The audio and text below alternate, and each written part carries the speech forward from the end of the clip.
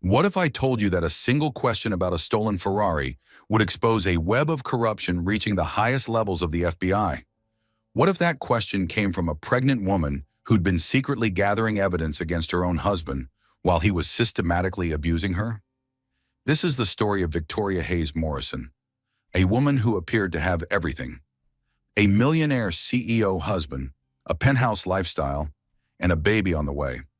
But behind the perfect facade was a nightmare of domestic violence, financial fraud, and a conspiracy that went all the way to the deputy director of the Federal Bureau of Investigation.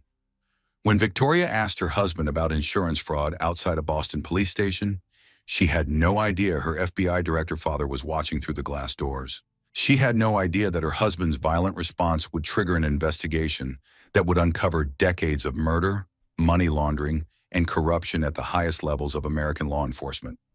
But here's what makes this story truly extraordinary. Victoria wasn't just a victim. For months, while being abused and isolated, she was methodically documenting evidence, recording conversations, and building a case that would bring down an entire criminal organization. All while 8 months pregnant and fearing for her life. This is a story about courage in the face of impossible odds, about justice prevailing over power, and about how one woman's refusal to be silenced changed everything. Don't you dare embarrass me in there. Bradley Morrison's fingers dug into Victoria Hayes Morrison's arm as they approached the glass doors of the downtown police station. At 8 months pregnant, every step felt labored, but Brad's grip made walking even more difficult. She tried to shift her purse to create some distance, but his hold only tightened. "Brad, please," she whispered, glancing around at the other people entering and leaving the building. "You're hurting me." "I'm not hurting you. I'm making sure you understand how important this is." His voice carried that familiar edge that made her stomach clench. "This Ferrari represents $200,000. When we file this report, you smile, you nod, and you let me do the talking. Understood?" Victoria nodded quickly, her free hand instinctively moving to cradle her swollen belly. The baby kicked hard, as if sensing her mother's distress. She'd learned not to argue with Brad when he got like this, especially not in public. The consequences at home were always worse when she challenged him in front of others. The police station buzzed with afternoon activity. Officers moved purposefully between desks, phones rang constantly, and the fluorescent lights cast everything in harsh, unforgiving brightness. Victoria had never been inside a police station before, and the institutional atmosphere made her feel small and exposed. Brad straightened his expensive suit jacket and approached the front desk with the confident stride that had made him successful in the tech industry. At 38, he looked every inch the millionaire CEO. Tailored clothing, perfect haircut, and the kind of smile that charmed investors and intimidated competitors. "I need to file a theft report," he announced to the desk sergeant, a middle-aged woman with graying hair pulled back in a tight bun. "My vehicle was stolen from my driveway sometime between midnight and 6 a.m. Sergeant Martinez looked up from her computer screen with the patient expression of someone who'd handled thousands of similar reports. "I'll need some information from you, sir. Can I start with your name and address?" "Bradley Morrison. I'm the CEO of Morrison Industries." He paused, clearly expecting recognition that didn't come. "We're the primary contractor for the city's new traffic management system." "Address, Mr. Morrison?"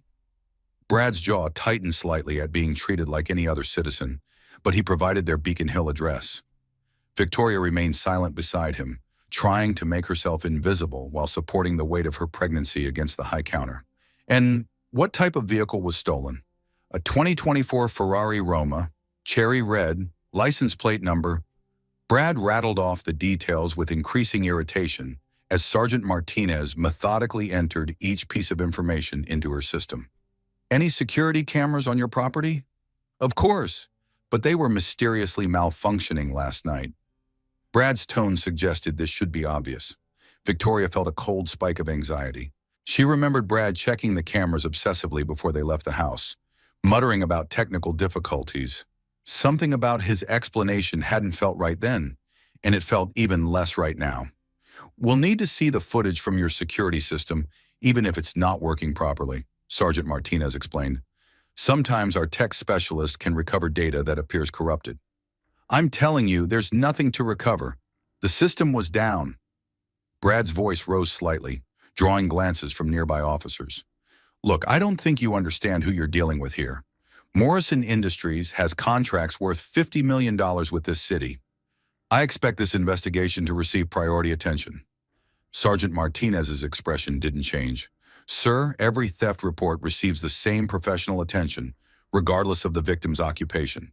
I'll need you to sign this initial report, and Detective Sullivan will follow up within 24 hours. Brad snatched the pen from her hand with enough force to make Victoria flinch. As he signed the document, she noticed his signature looked different somehow, shakier than usual. The baby kicked again, harder this time, and she shifted uncomfortably. Is there anything else I need to know about this theft? Sergeant Martinez asked, her gaze moving between Brad and Victoria. Any unusual circumstances, anyone who might have had access to your property, anything that seemed out of place? Nothing, Brad said quickly. It was a random theft, probably some street criminals who saw an opportunity.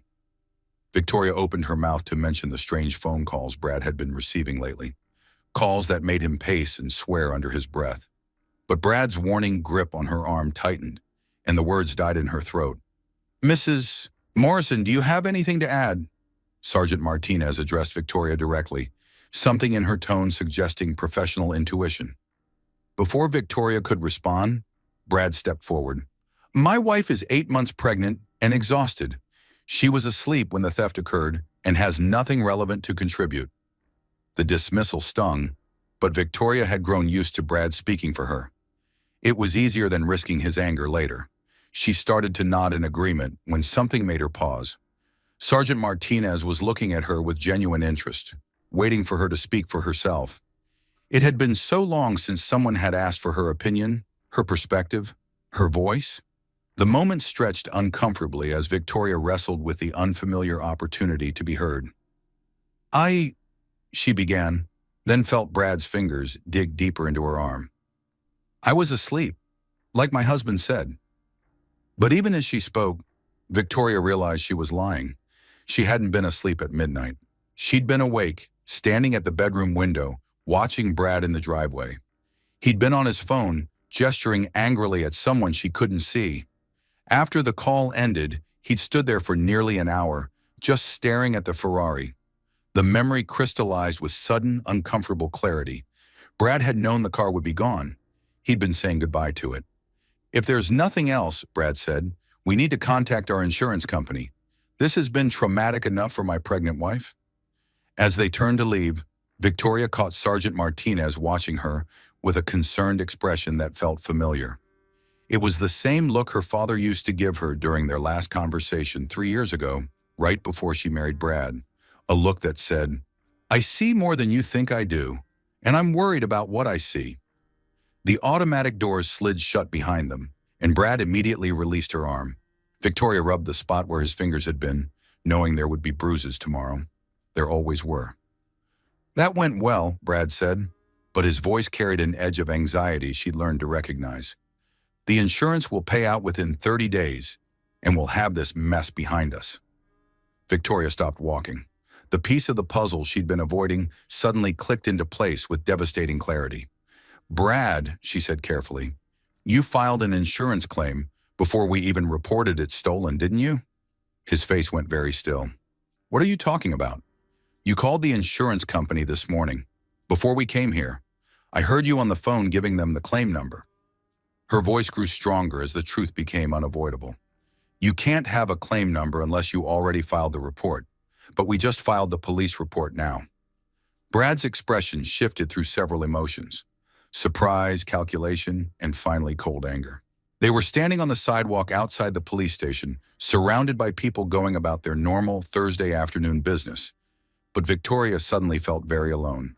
You need to be very careful about what you're suggesting, Victoria. I'm not suggesting anything. I'm asking a direct question. 8 months of pregnancy had given her time to think, time to notice patterns, time to see through the golden cage Brad had built around their marriage. Did you have the Ferrari stolen for the insurance money? The slap came so fast she didn't see it coming.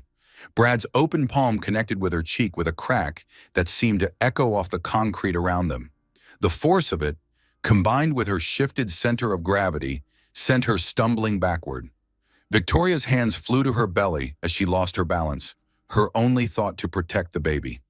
She hit the sidewalk hard, her hip and shoulder taking the impact as she curled around her unborn child. The busy street fell silent. Through the ringing in her ears, Victoria heard car doors slamming, footsteps running, voices shouting. Someone was calling for paramedics. Someone else was asking if she was okay. But all she could focus on was the terrifying stillness from the baby, who had been kicking so actively just moments before. "Ma'am, don't try to move. Help is coming." A gentle voice, female, professional. "I'm Detective Sullivan. Can you tell me your name?" Victoria tried to speak, but her voice came out as a croak. Is the baby okay?" "The paramedics will check on both of you. Right now, I need you to stay still."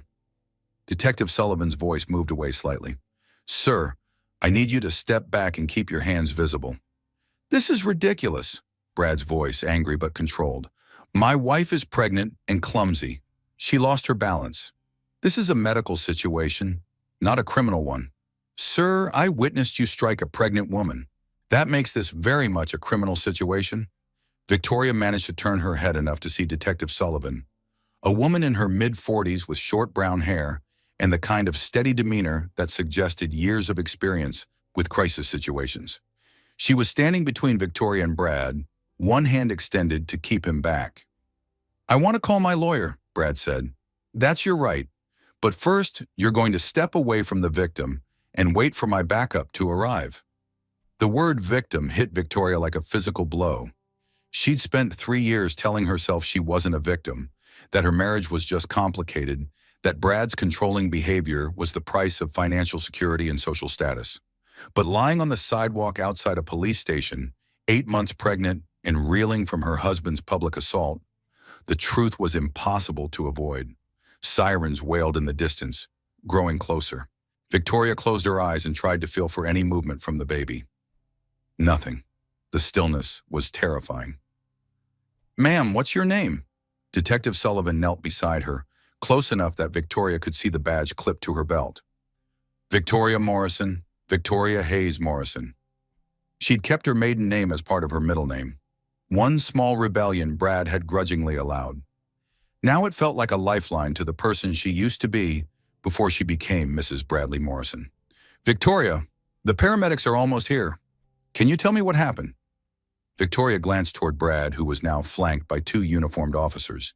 He was speaking in low, urgent tones, probably explaining how she was unstable, how pregnancy hormones had made her irrational, how this was all a misunderstanding. "I asked him a question," Victoria said quietly, "about insurance fraud, and he hit me." Detective Sullivan nodded, her expression grim. "We're going to take good care of you, Victoria, both of you." As the paramedics arrived and began checking her vital signs, Victoria caught sight of something that made her heart stop. Through the glass doors of the police station, she could see a familiar figure emerging from the elevator. Tall, silver-haired, wearing the kind of dark suit that spoke of federal authority. Her father, FBI Director Samuel Hayes.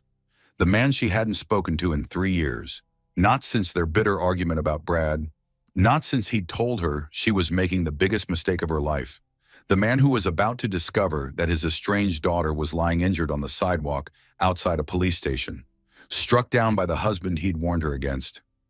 The man who was going to blame himself for not protecting her when she'd refused his protection 3 years ago. Victoria closed her eyes as the paramedics strapped her to a gurney, knowing that everything was about to change. The perfect life she'd built with Brad, the penthouse apartment, the social status, the financial security, was cracking apart like an eggshell, and there was no going back to pretending it had ever been perfect at all.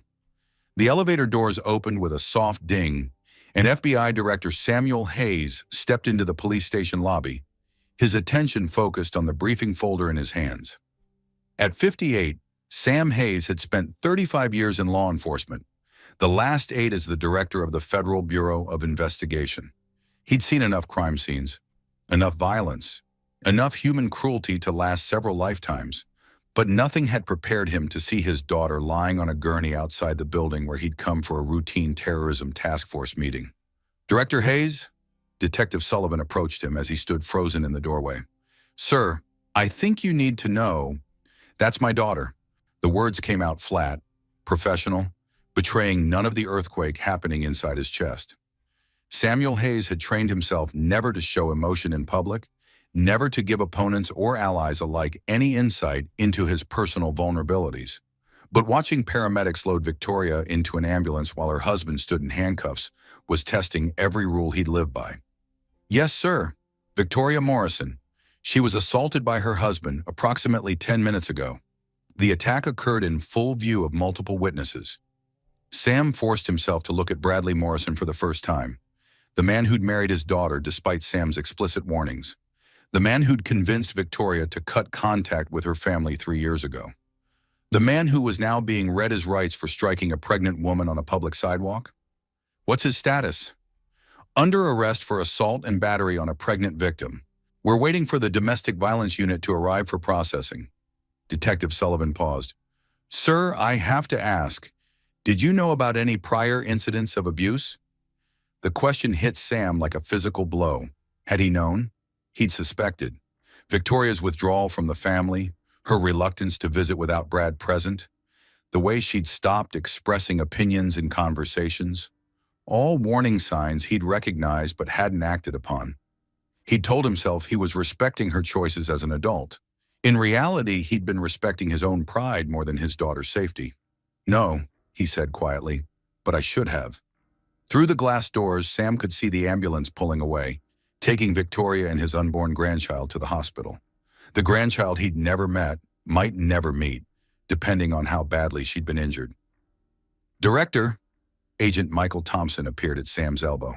At 35, Mike had been Sam's right-hand agent for 3 years, handling sensitive cases that required both discretion and thoroughness. I just heard.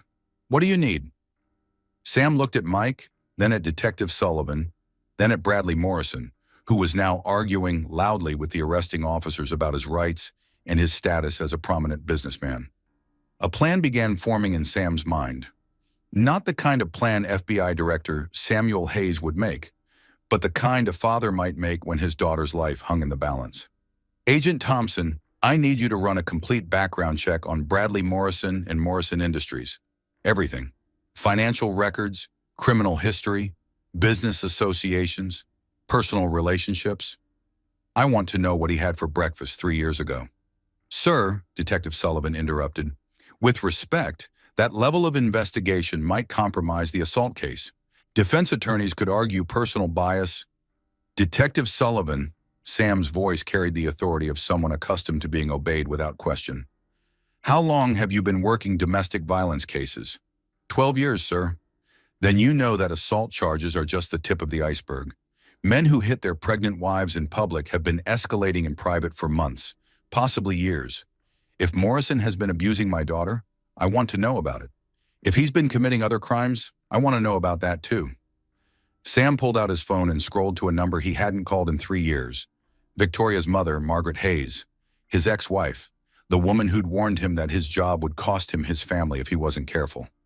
She'd been right about many things during their marriage, and she'd probably been right about that too. Maggie? Her voice was exactly as he remembered.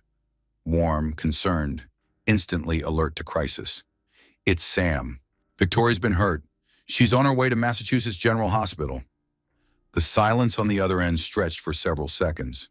Margaret Hayes had been a high school English teacher for 30 years before retiring. She'd taught hundreds of teenagers how to read between the lines, how to recognize when someone wasn't telling the whole truth. She would hear everything he wasn't saying. How badly is she hurt, Sam? I don't know yet. Brad hit her. She fell. She's 8 months pregnant. Each sentence felt like swallowing broken glass. I'm heading to the hospital now. I'll meet you there. Margaret's voice was steady, but he could hear her moving around, probably grabbing her keys and purse. Sam, how did you find out about this? I was at the police station when it happened. Right place, right time. Or wrong place, wrong time, depending on how you looked at it. If he hadn't been there, Victoria might have minimized the incident, might have gone home with Brad and pretended nothing had happened. But he had been there, and now there was no pretending. Agent Thompson approached as Sam ended the call. Director, I've got preliminary information on Morrison Industries. It's not good news. How not good? They're under active investigation by the Securities and Exchange Commission for fraudulent reporting. 3 different government contracts are being reviewed for bid manipulation. And, sir? Mike lowered his voice. Morrison's personal finances are a mess. He's leveraged to the point where losing a single major contract could bankrupt him. The pieces began falling into place with sickening clarity. A desperate man with a pregnant wife and mounting debts. A man who'd isolated his wife from her family, particularly from her father, who happened to be the director of the FBI. A man who might see violence as his only remaining option for maintaining control. There's more, Mike continued. I ran Morrison's name through our domestic terrorism database, just to be thorough. He's not a suspect, but his name appears in connection with 3 different cases, always as a potential victim of threats, never as a perpetrator. What kind of threats? Anonymous emails threatening his family if he didn't pay various debts. Phone calls warning him about consequences for his business practices. Text messages suggesting harm might come to his pregnant wife. Mike paused. Sir, I think Morrison has been manufacturing evidence of external threats to cover his own criminal activity. Sam felt the familiar cold rage that had made him effective in law enforcement for 3 decades. Bradley Morrison wasn't just an abuser. He was a calculated criminal who'd been setting up Victoria as either a victim or a scapegoat for his own crimes. Detective Sullivan, Sam called out, I need to speak with you privately. They moved to a quiet corner of the station lobby. Around them, normal police business continued. Officers booking suspects, civilians filing reports, phones ringing with the everyday crises that kept law enforcement busy. Detective, in your professional opinion, how long do you think Morrison has been abusing my daughter? Detective Sullivan considered the question carefully. Based on what I observed today, and based on 12 years of domestic violence experience, I'd guess the psychological abuse started early in their relationship, probably during the engagement period. The physical abuse likely began when she got pregnant and became more vulnerable. 8 months ago. Yes, sir. Pregnancy often triggers escalation because the abuser sees the woman as more trapped, less likely to leave. It's also when many abusers start isolating their victims from family support systems. Santin. Sam thought about the timing. Victoria had stopped calling home around the time she would have learned she was pregnant. Margaret had been hurt by the sudden silence, had assumed it was normal newlywed behavior combined with pregnancy hormones. They'd all assumed she was just busy building her new life with Brad. There's something else you should know, Detective Sullivan continued. When I asked Mrs. Morrison what happened, she didn't hesitate to tell me about the insurance fraud question that triggered the assault. In my experience, abuse victims often minimize or lie about what caused their injuries. The fact that she immediately identified fraud suggests she's been documenting his behavior. You think she has evidence? I think your daughter is smarter than her husband gives her credit for, and I think she's been planning something. Before Sam could respond, his phone rang. The caller ID showed Massachusetts General Hospital. This is Director Hayes. Someone. Director Hayes, this is Dr. Jennifer Walsh at Mass General. Your daughter, Victoria Morrison, was just brought in by ambulance. She's asking for you. The words hit him harder than any testimony he'd ever heard in a criminal trial. After 3 years of silence, Victoria was asking for him, not for Brad's lawyers or Brad's money or Brad's connections, for her father. I'm on my way. As Sam ended the call, he made a decision that would define everything that followed. He wasn't going to the hospital as FBI Director Samuel Hayes. He was going as a father whose daughter needed protection and who'd failed to provide it when she needed it most. Agent Thompson, I want you to coordinate with Detective Sullivan on the Morrison investigation. Everything by the book, but nothing overlooked. I'll be at the hospital. Sir, should I inform the Bureau about your personal involvement in this case? Sam considered the question. FBI directors were supposed to recuse themselves from cases involving family members. They were supposed to maintain professional distance and avoid conflicts of interest. They were supposed to follow protocols designed to protect the integrity of federal law enforcement.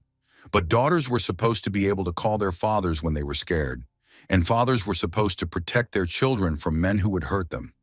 Not yet, Agent Thompson. Let's see what we're dealing with first. As Sam walked toward his car, he could hear Bradley Morrison still arguing with the officers, still insisting this was all a misunderstanding, still believing his money and status would protect him from consequences. Morrison had no idea that he just assaulted the daughter of the most powerful law enforcement officer in the United States. He had no idea that his victim's father had resources Morrison couldn't imagine, and a motivation that made those resources extremely dangerous. Most importantly, Morrison had no idea that his desperate gamble to maintain control over Victoria had just triggered a chain of events that would destroy everything he'd built his identity around.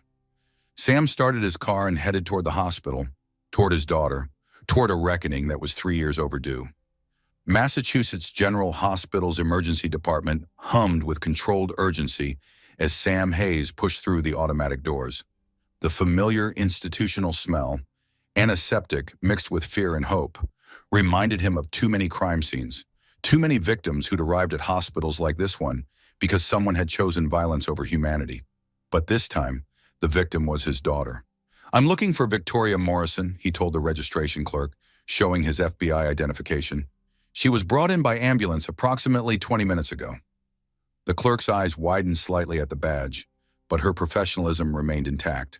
"Bay 7 through those doors and to your right. Dr. Walsh is treating her."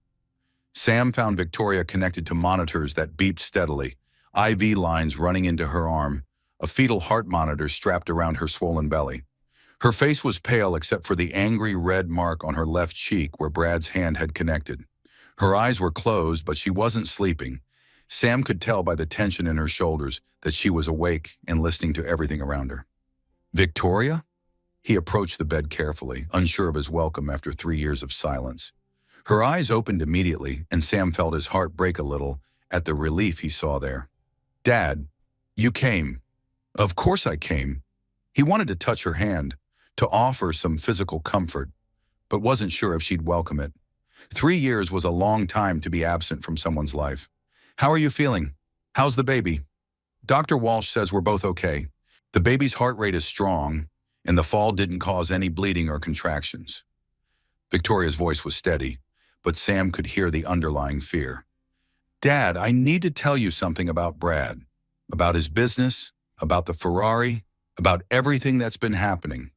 Before Sam could respond, Dr. Jennifer Walsh entered the treatment bay. She was a woman in her early 40s, with the kind of direct manner that came from years of emergency medicine. Her expression was serious as she reviewed Victoria's chart. "Mrs. Morrison, your vital signs are stable, and the baby appears unaffected by the fall. However, I'd like to keep you for observation for the next few hours, just to be safe." Dr. Walsh glanced at Sam. "Are you family?" "I'm her father, FBI Director Samuel Hayes." Dr. Walsh's expression shifted slightly, not impressed by his title, but perhaps more understanding of the complex situation she was dealing with. "Director Hayes, I need to speak with you privately about some additional findings from Mrs. Morrison's examination." Sam felt his stomach clench. What kind of findings? The kind that suggests today's incident wasn't isolated. Dr. Walsh's meaning was clear, even wrapped in medical discretion. Victoria's hand moved to cover her face. "Doctor, please, I can explain." "Mrs. Morrison, there's nothing to explain, and nothing to be ashamed of." Dr. Walsh's voice was gentle but firm. "Director Hayes, could we speak in the hallway?" Sam looked at Victoria, who nodded reluctantly. In the hallway, Dr. Walsh kept her voice low, but her words were devastating. "Your daughter has multiple injuries in various stages of healing. Bruises on her arms and shoulders, consistent with being grabbed forcefully. A partially healed rib fracture that's at least 6 weeks old. Stress-related pregnancy complications that suggest ongoing psychological trauma." Dr. Walsh paused. "Director, this has been happening for months, possibly the entire pregnancy."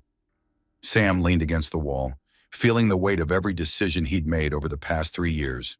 Every time he'd chosen to respect Victoria's independence instead of investigating his instincts.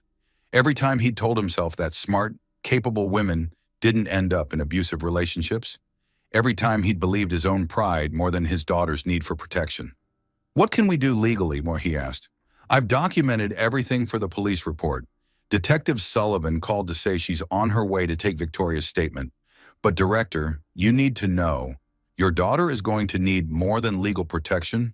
She's going to need emotional support, financial independence, and probably therapy. This kind of systematic abuse doesn't end just because the perpetrator is arrested. Through the glass doors, Sam could see Margaret Hayes hurrying down the corridor, her face etched with the kind of worry only mothers knew. Behind her, unexpectedly, was Emma Collins, Victoria's former colleague and closest friend, someone Sam remembered from happier family gatherings 3 years ago. "Margaret called me," Emma explained as she reached them. "I've been worried about Victoria for months. She stopped returning my calls, stopped meeting for lunch. Every time I asked her to do something without Brad, she had an excuse." Margaret embraced Sam briefly, the first physical contact they'd had in over a year. Despite their divorce, despite the career pressures that had driven them apart, she was still the person who understood his guilt better than anyone else. "How is she?" Margaret asked. "Physically, she'll be fine. Emotionally," Sam trailed off, not sure how to explain the magnitude of what they were facing.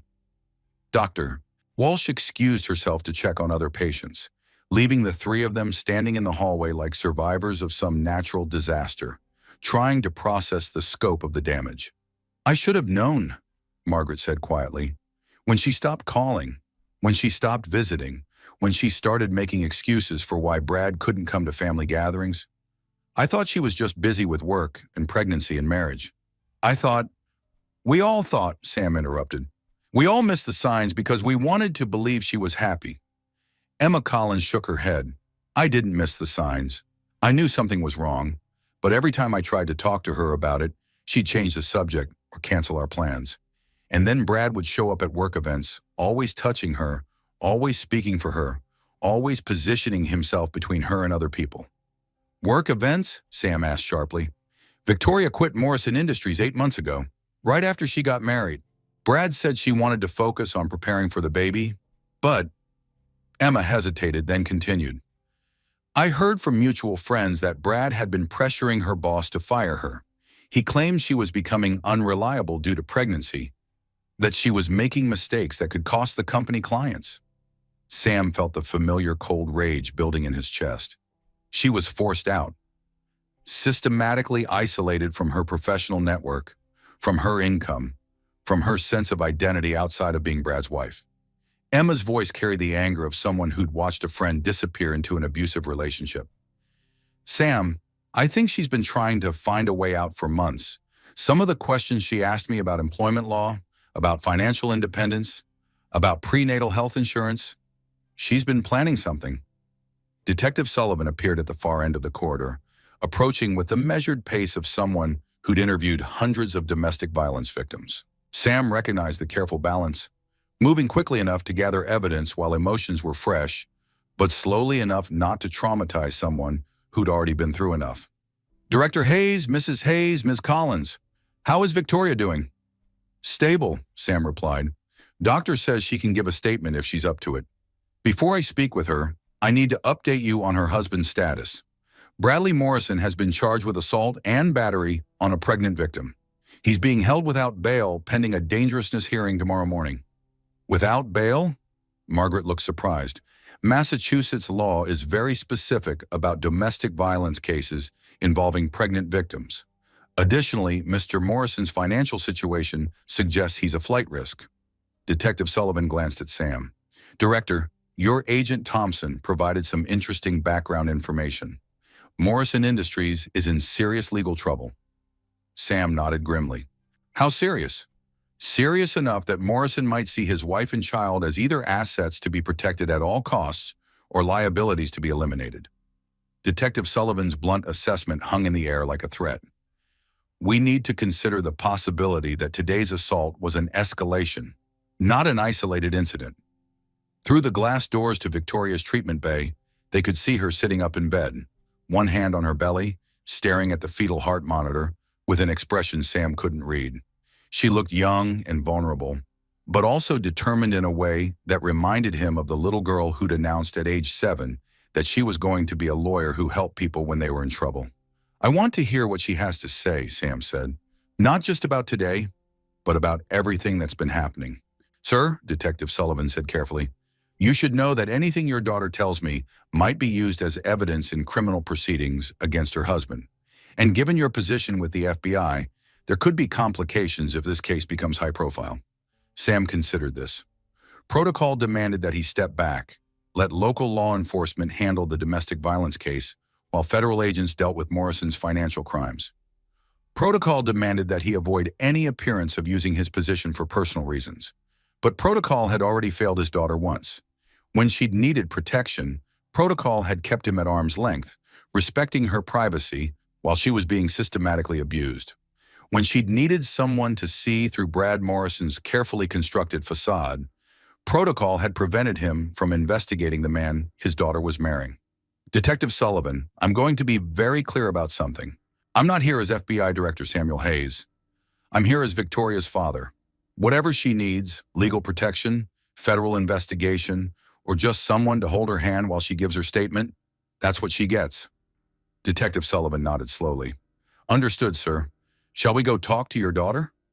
As they prepared to enter Victoria's room, Sam caught sight of a familiar figure through the hospital's main entrance. Agent Thompson, moving with the purposeful stride that usually meant he discovered something important. Director, Mike called out as he approached. We have a problem. Morrison made his one phone call from jail. His lawyer? No, sir. He called someone named Grace Morrison, apparently his mother. She's hired a private investigator and a crisis management firm. They're already working on damage control, claiming Victoria's injuries were accidental and that she's been emotionally unstable throughout the pregnancy. Sam felt something cold and sharp settle in his chest. Brad Morrison wasn't just fighting the criminal charges. He was preparing to destroy Victoria's credibility, to paint her as an unreliable witness who couldn't be trusted to tell the truth about her own assault. There's more, Mike continued. The private investigator Morrison's mother hired, he used to work for the Bureau. He knows our procedures, knows how we build cases, and he's already requesting Victoria's medical records, claiming Morrison needs them to defend against false accusations. Emma Collins stepped forward, her face flushed with anger. They're going to try to make this her fault. They're going to claim she's lying about everything. Not if we document the truth first, Detective Sullivan said grimly. Mrs. Morrison's statement becomes even more critical now. We need her version of events on record before Morrison's defense team can muddy the waters. Sam looked through the glass at his daughter, who was still staring at the fetal heart monitor with that expression of quiet determination. Victoria had been protecting herself and her unborn child for months, probably without any support or encouragement from the people who should have been helping her. Now it was time for her family to start protecting her back. Let's go hear what she has to say, Sam said. All of it. Dr. Jennifer Walsh returned to Victoria's bedside as the family gathered around her. The fetal heart monitor continued its steady beeping, a reassuring counterpoint to the tension filling the small treatment bay. Mrs. Morrison, before Detective Sullivan takes your statement, I need to discuss my medical findings with you.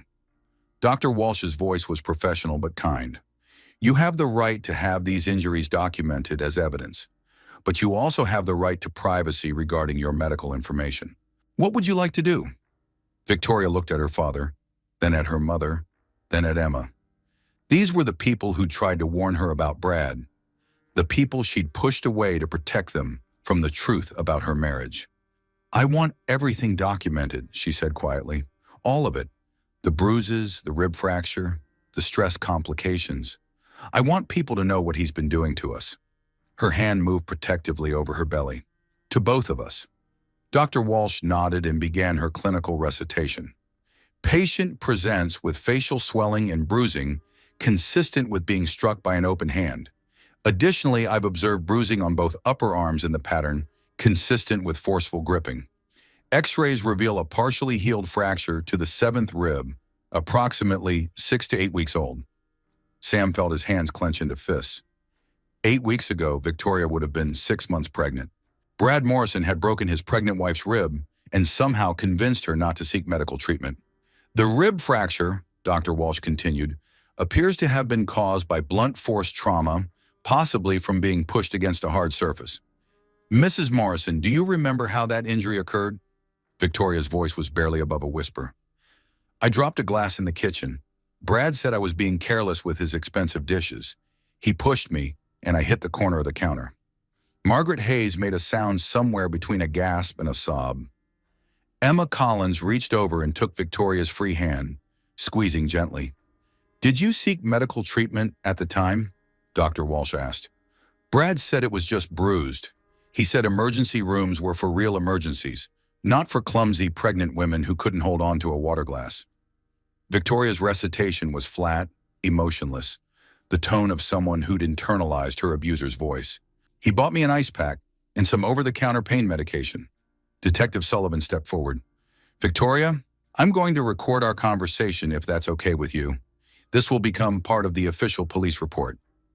Victoria nodded, and Detective Sullivan activated a small digital recorder.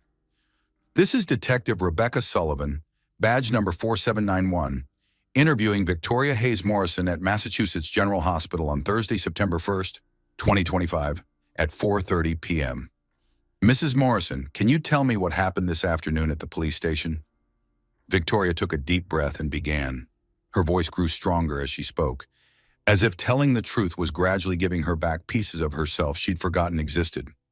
"We went to file a report about Brad's stolen Ferrari, but while we were there, I realized he'd already filed an insurance claim before we reported it to police. When I asked him about it outside the building, he got angry. He told me to be careful about what I was suggesting." Victoria paused, touching her cheek gingerly. "Then he hit me, hard enough that I lost my balance and fell." "Had your husband hit you before today?" "Yes."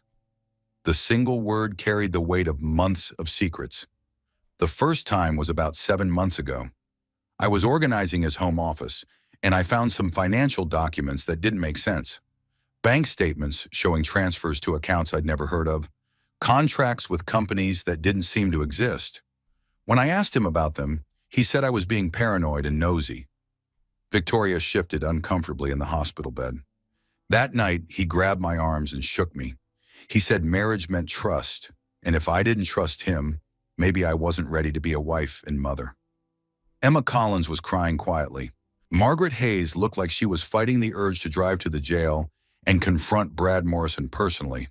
Sam felt the cold rage building into something that would require all his professional discipline to contain. "Can you tell me about other incidents?" Detective Sullivan asked gently. "The rib happened 6 weeks later, but there were other things. He'd grab my arms when he was angry, hard enough to leave bruises. He'd push me when I asked questions he didn't want to answer. He'd corner me against walls when he was making a point, standing so close I couldn't breathe properly." Victoria's clinical recitation was devastating in its matter-of-fact tone. "But it was never constant. He'd hurt me, then apologize and buy me something expensive. Jewelry, designer clothes, a new car. He'd say pregnancy was stressing both of us, that we just needed to get through these difficult months and everything would be better once the baby came." "Wash, did you ever consider leaving?" Detective Sullivan asked. "Every day." Victoria's honesty surprised everyone, including herself. "But Brad controlled all our finances. My name wasn't on any of the accounts, even our checking account. He said it was for tax purposes, that his accountants had set everything up to maximize our financial efficiency." Sam felt sick. "Victoria, you had your own job when you married him, your own income."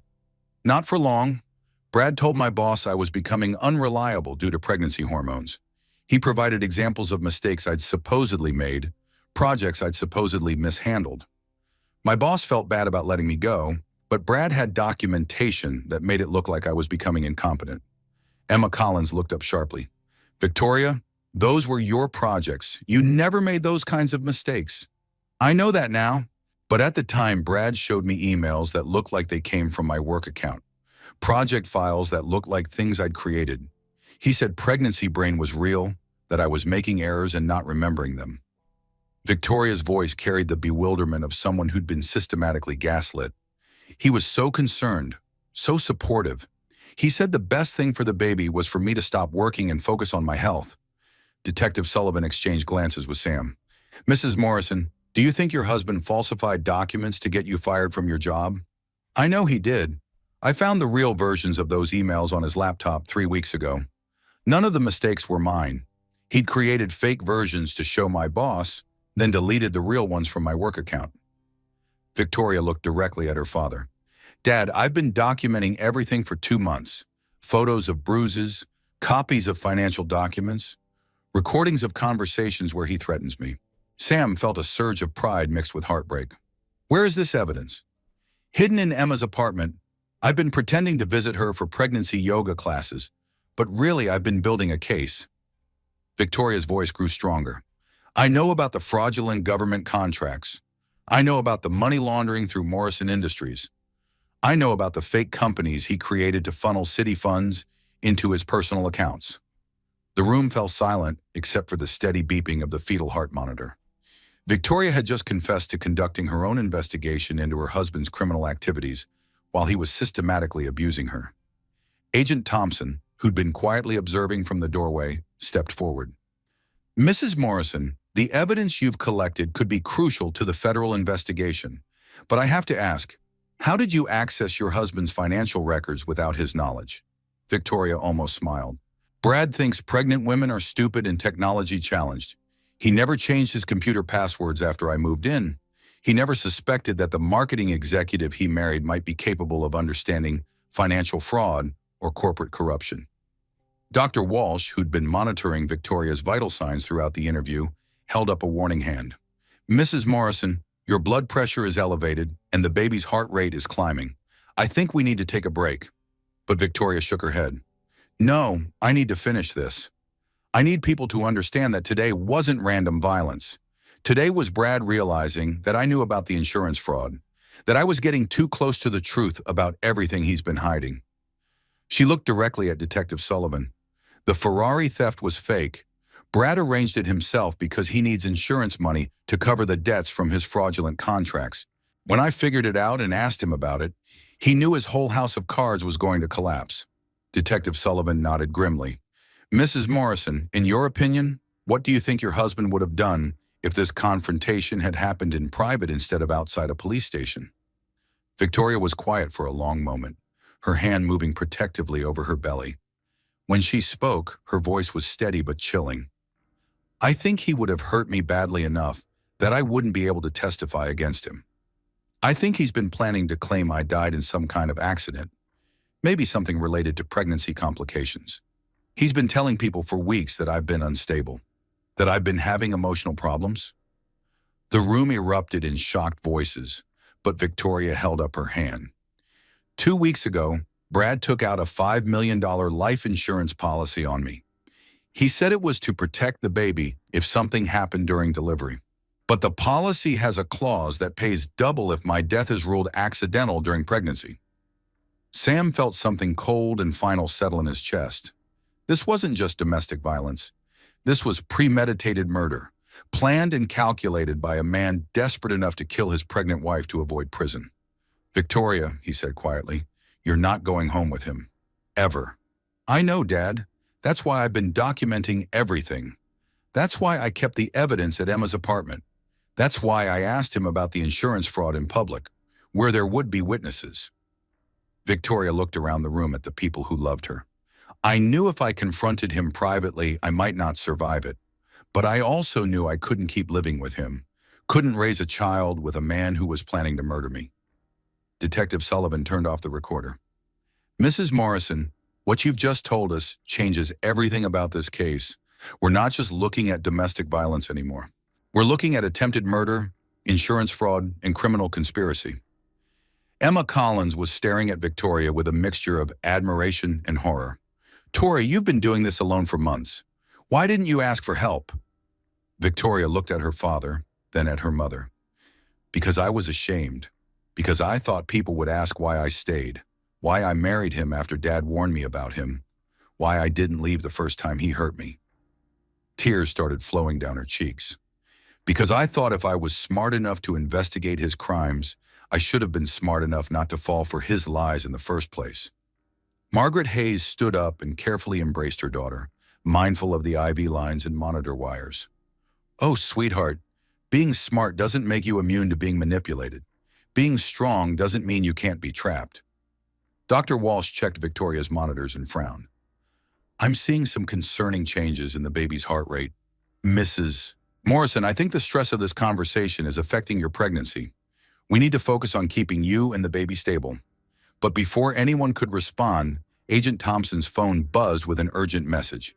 He read it quickly, then looked up with an expression that made Sam's stomach clench. "Director, we have a problem. Morrison just made another phone call from jail, this time to someone we can't identify. The number's registered to a burner phone. The call lasted 30 seconds and all he said was, 'Plan B is now in effect.'" Victoria's face went white. "Oh God, Grace Morrison, Brad's mother. She's been helping him plan something." Detective Sullivan grabbed her radio.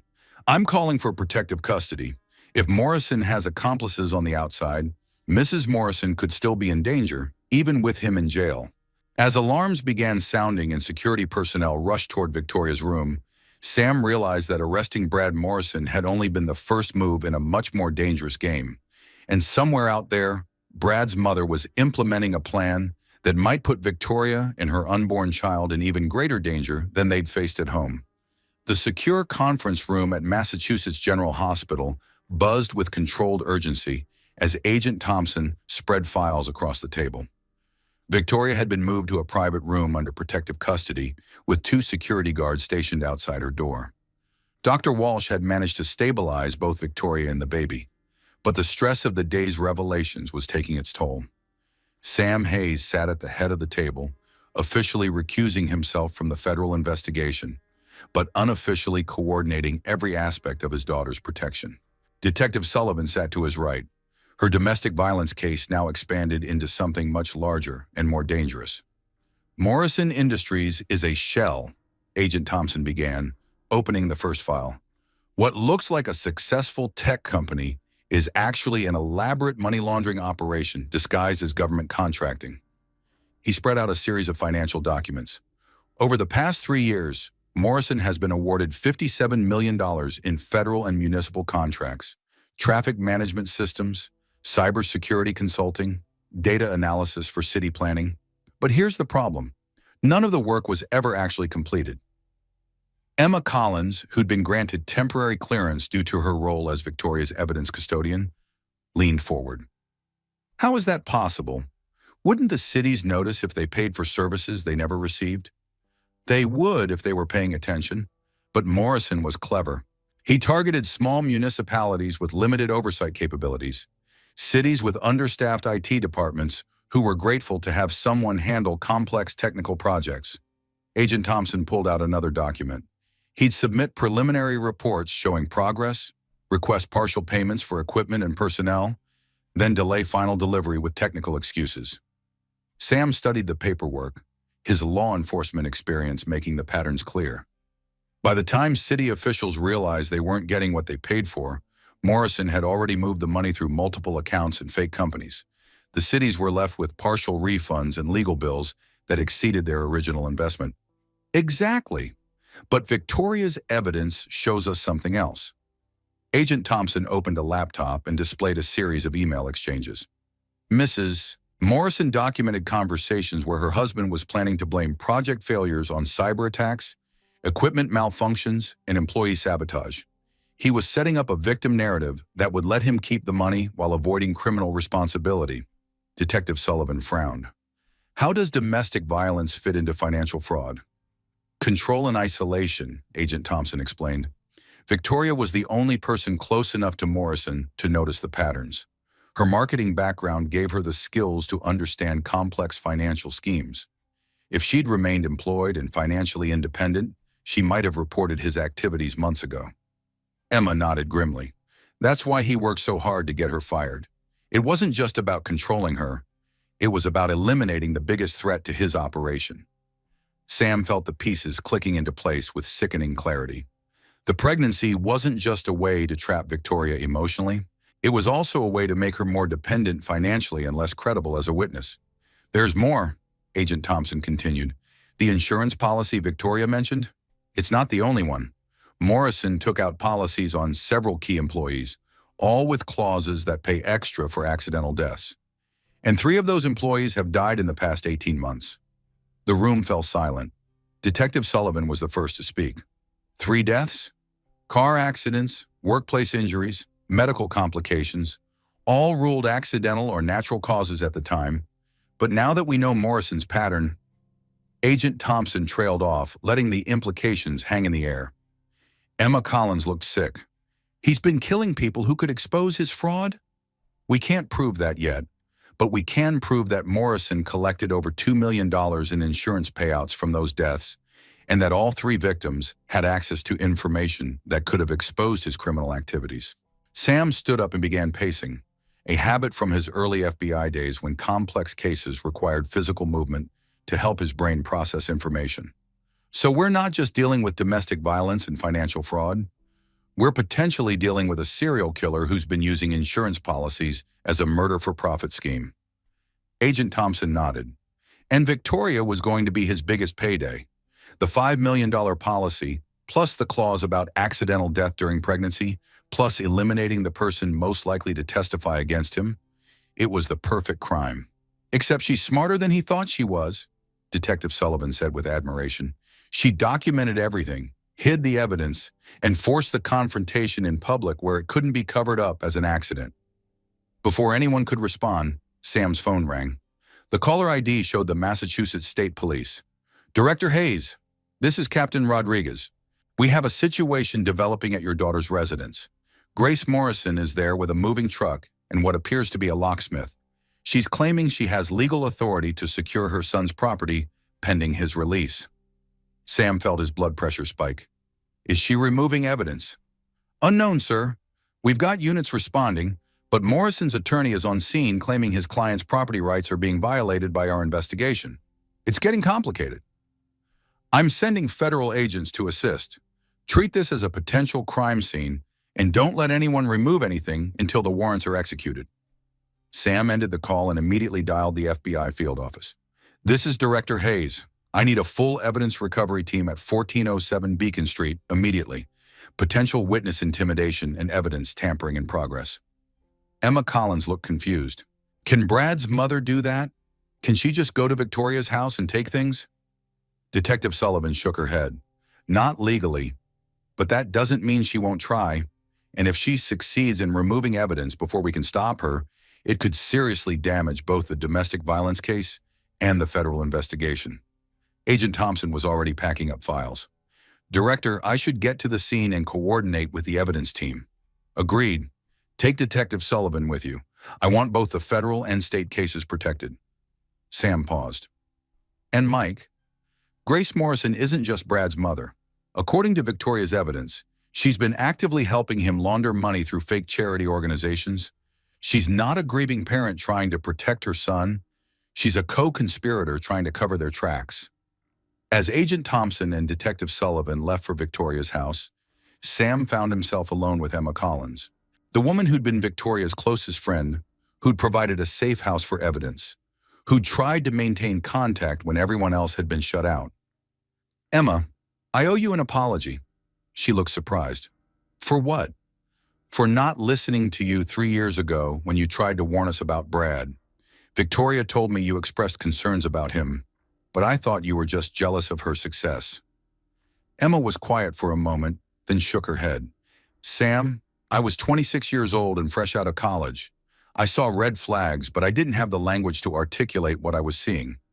I just knew something felt wrong about the way he controlled her conversations, the way he positioned himself between her and other people, the way she started changing her opinions to match his. You were right, though, about everything. Being right doesn't help Victoria now. What helps Victoria is that she's survived this far, that she's documented everything, and that she's got people who love her ready to fight for her. Sam's phone buzzed with a text message.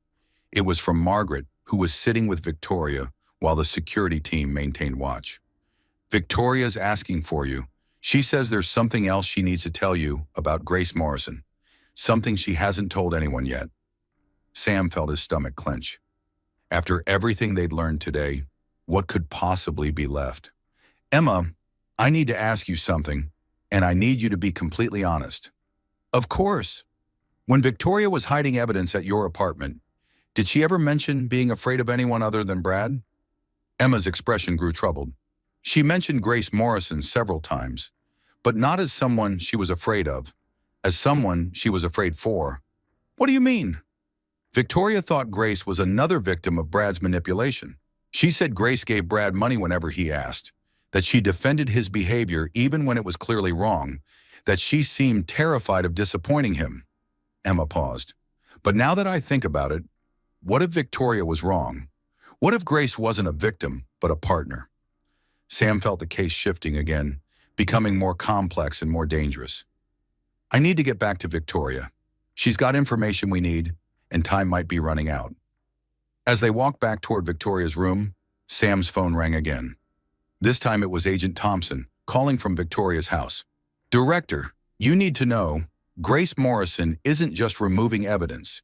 She's planting it. We caught her placing documents in Victoria's personal belongings that make it look like Victoria was embezzling money from a children's charity. Sam stopped walking. She's framing my daughter? Yes, sir. Professional quality forgeries designed to make Victoria look like a criminal who can't be trusted to testify against her husband. If we hadn't arrived when we did, these documents might have been discovered during a routine evidence search. What's Morrison's current status?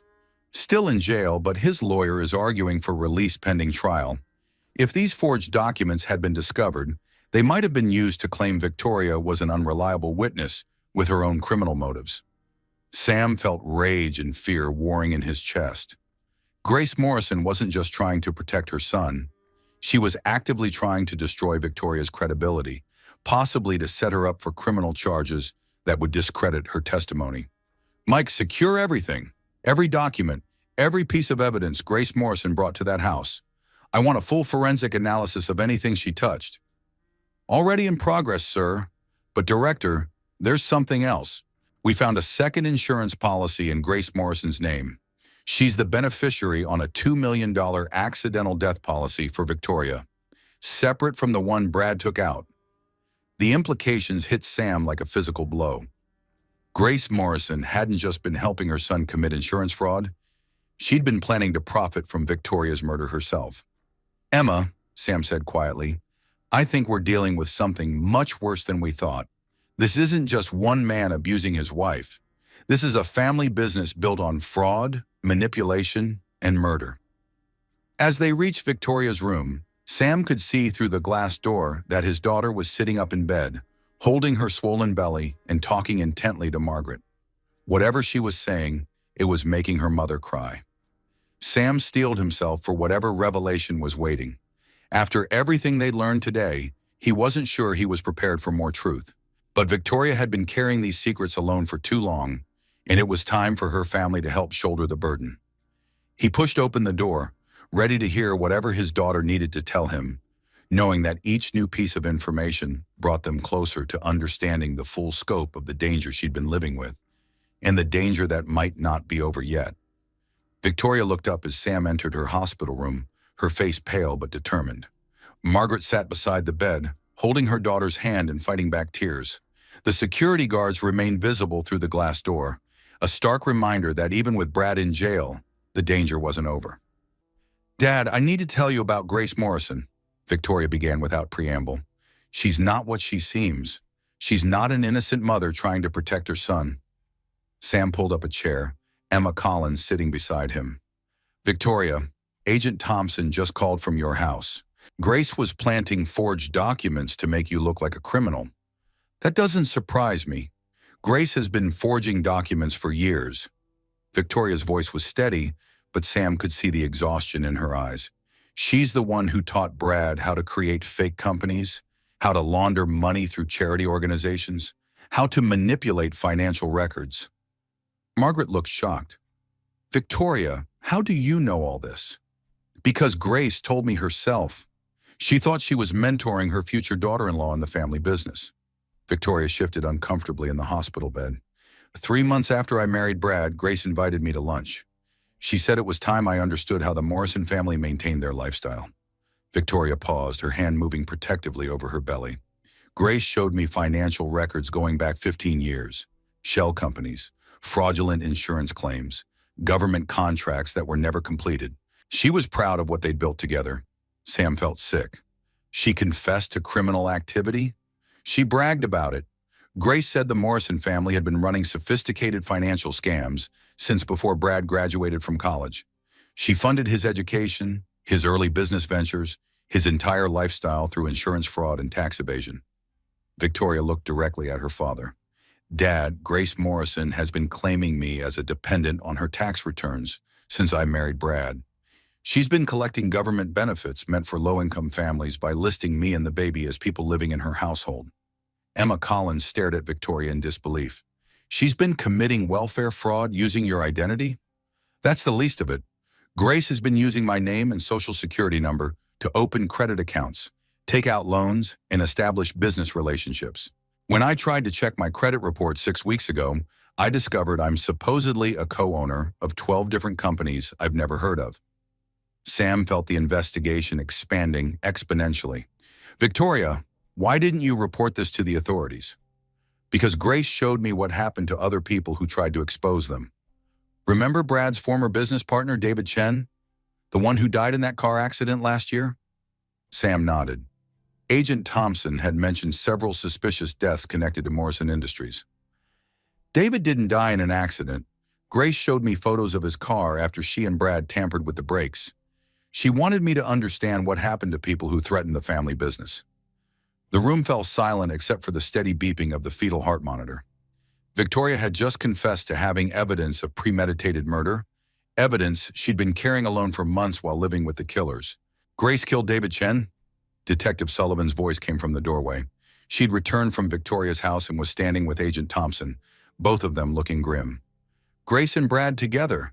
They made it look like mechanical failure, but Grace documented everything. She keeps trophies of their crimes, photos, video recordings, personal items from their victims. Victoria's voice was barely above a whisper.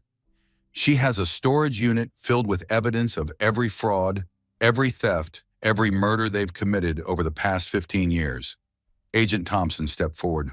Mrs. Morrison, do you know the location of this storage unit? Unit 47 at Secure Space Storage on Cambridge Street. Grace gave me the access code in case something ever happened to her. She said family members needed to look out for each other.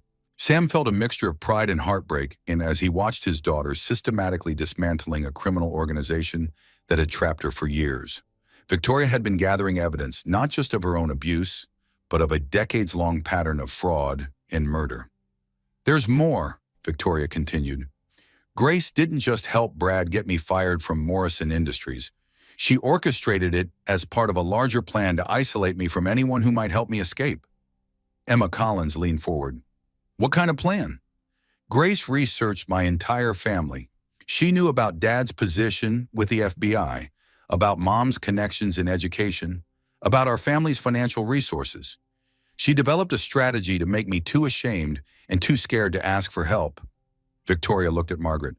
Mom, do you remember getting those anonymous letters about Dad's FBI cases? The ones that made you worry he was in danger? Margaret nodded. They came for months. That's part of why your father and I finally divorced. I was terrified something would happen to him, and the stress was destroying our marriage. Grace wrote those letters.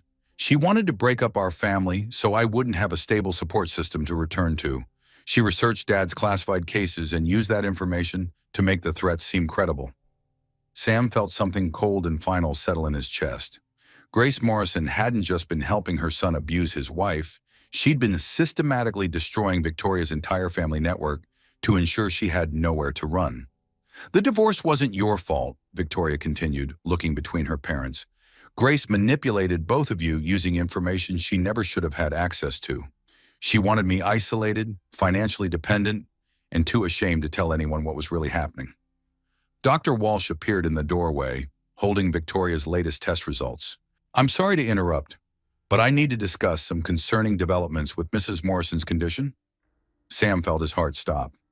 Is the baby okay? The baby is fine, but Mrs. Morrison is showing signs of severe stress-related complications. Her blood pressure is dangerously elevated, and she's experiencing irregular contractions. Dr. Walsh looked around the room. I understand there are ongoing legal issues, but my patient's health has to be the priority. Victoria struggled to sit up straighter. Doctor, I need to finish telling them about Grace Morrison. If something happens to me before I can testify— Nothing is going to happen to you, Sam interrupted. You're safe here, and we have all the evidence we need to arrest Grace Morrison and anyone else involved in this conspiracy. Agent Thompson nodded. Mrs. Morrison, we've recovered the forged documents from your house.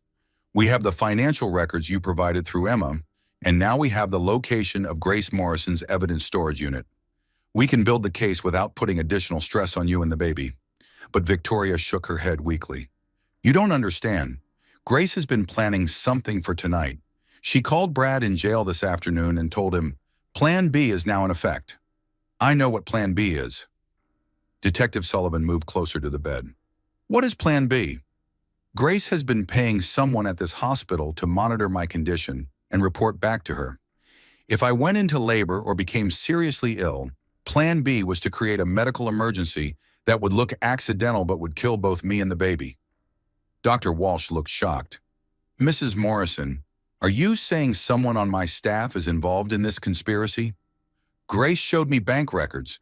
She's been paying a nurse named Patricia Williams $5,000 a month to keep track of high-risk patients who might be vulnerable to medical accidents. Sam was already reaching for his phone. Agent Thompson, I need immediate background checks on all medical personnel with access to Victoria's room. And I need Patricia Williams brought in for questioning immediately. Dad, wait. Victoria's voice stopped him. Patricia Williams isn't the only one. Grace has people in the police department, people in the court system, people in the hospital administration. She's been building a network of corrupt insiders for years. The scope of the corruption was staggering. Grace Morrison hadn't just been committing isolated crimes.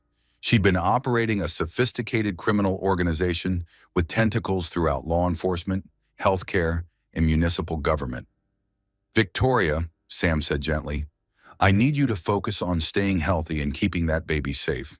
Let us handle the investigation. But what if Grace's people are already here? What if Plan B is already in motion? Victoria's breathing was becoming labored, her stress affecting both her and the baby. Dr. Walsh checked the fetal monitor and frowned. Mrs. Morrison, I'm seeing signs of fetal distress. Your anxiety is affecting the baby's heart rate. Before anyone could respond, the lights in Victoria's room flickered and went out. Emergency lighting kicked in immediately, but the sudden darkness sent everyone into high alert. That's not normal, Dr. Walsh said grimly.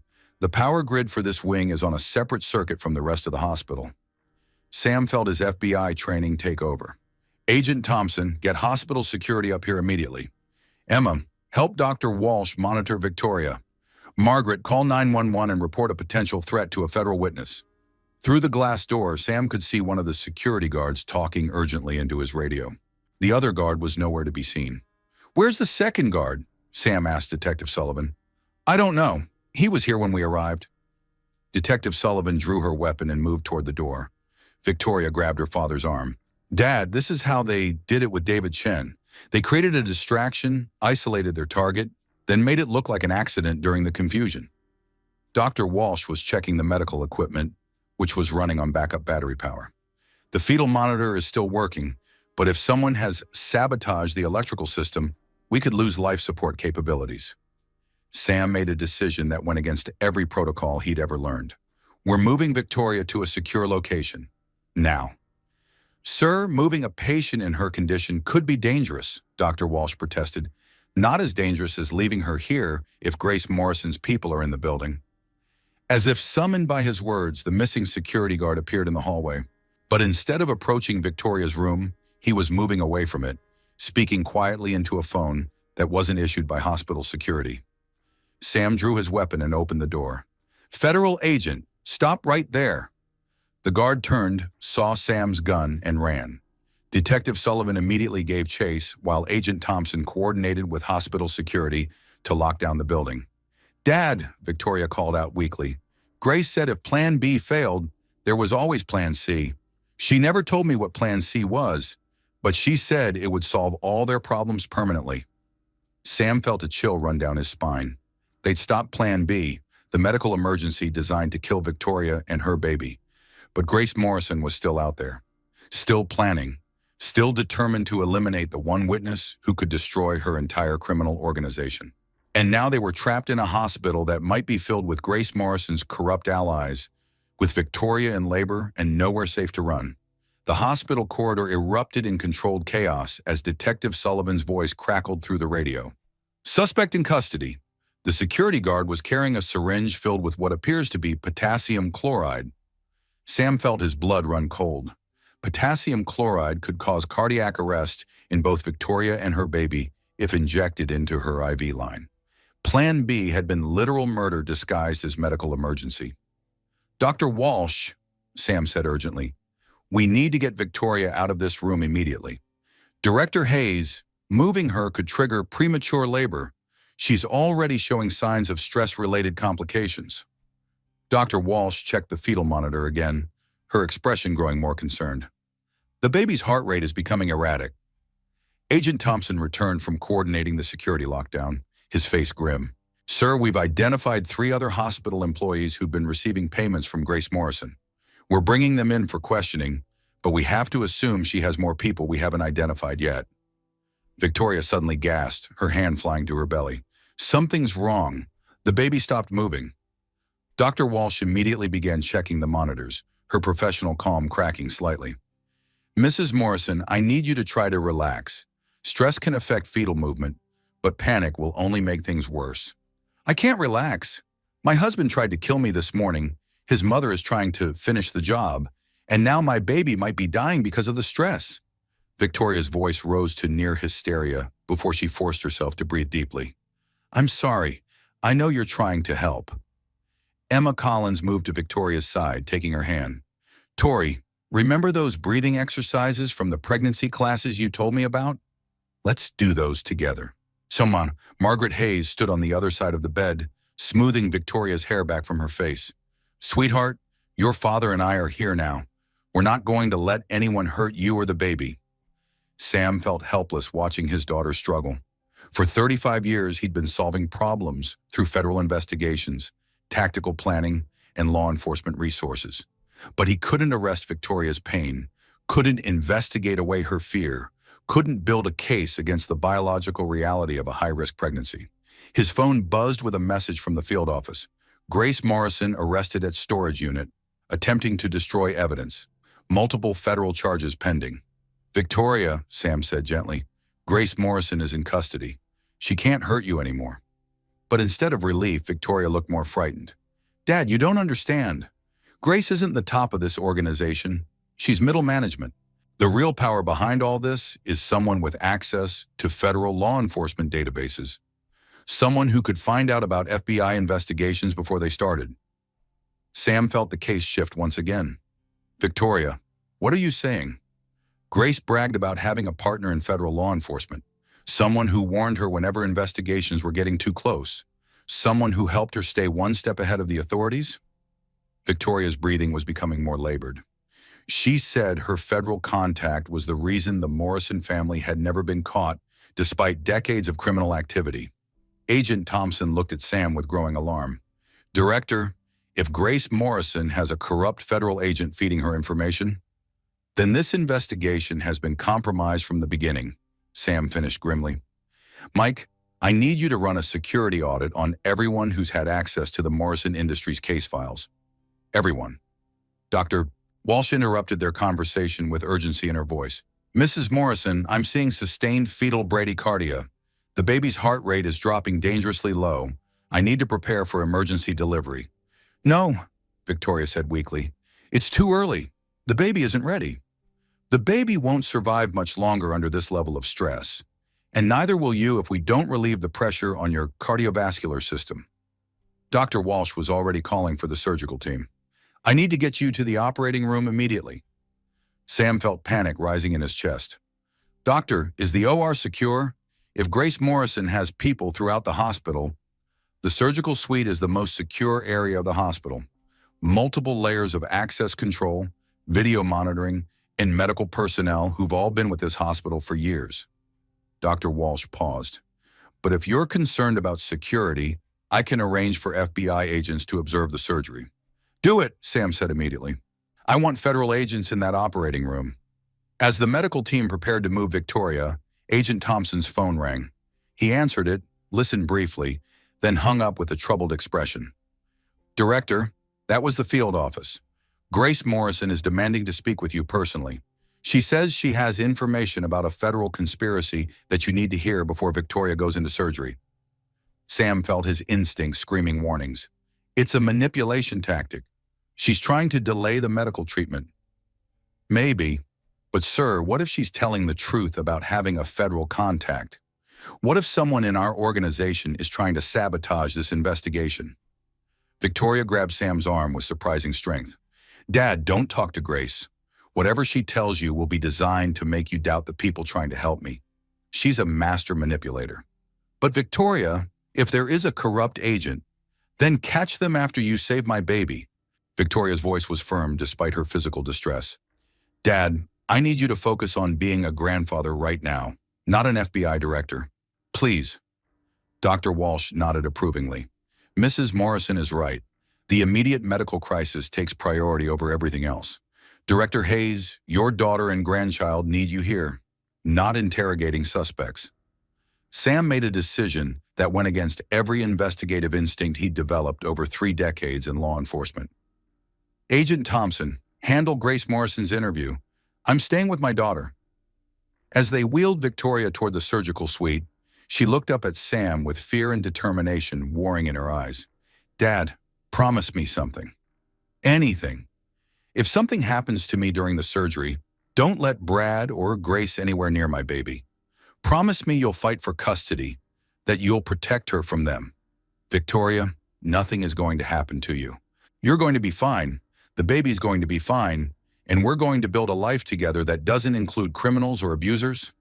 Promise me anyway. Sam felt tears threatening for the first time all day. I promise, but I'm not going to need to keep that promise because you're both going to be fine. The surgical suite doors closed behind Victoria, leaving Sam in a waiting area with Margaret and Emma. For the first time since this nightmare began, he had nothing to investigate, no suspects to interview, no tactical decisions to make.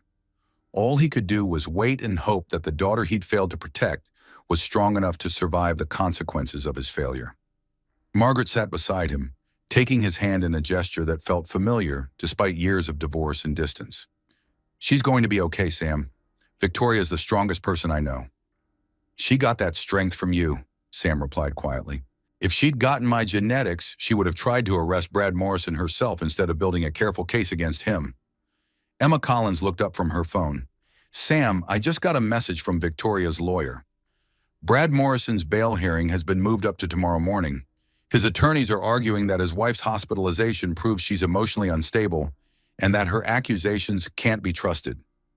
Sam felt rage building in his chest again. They're using her medical emergency to undermine her credibility? It gets worse.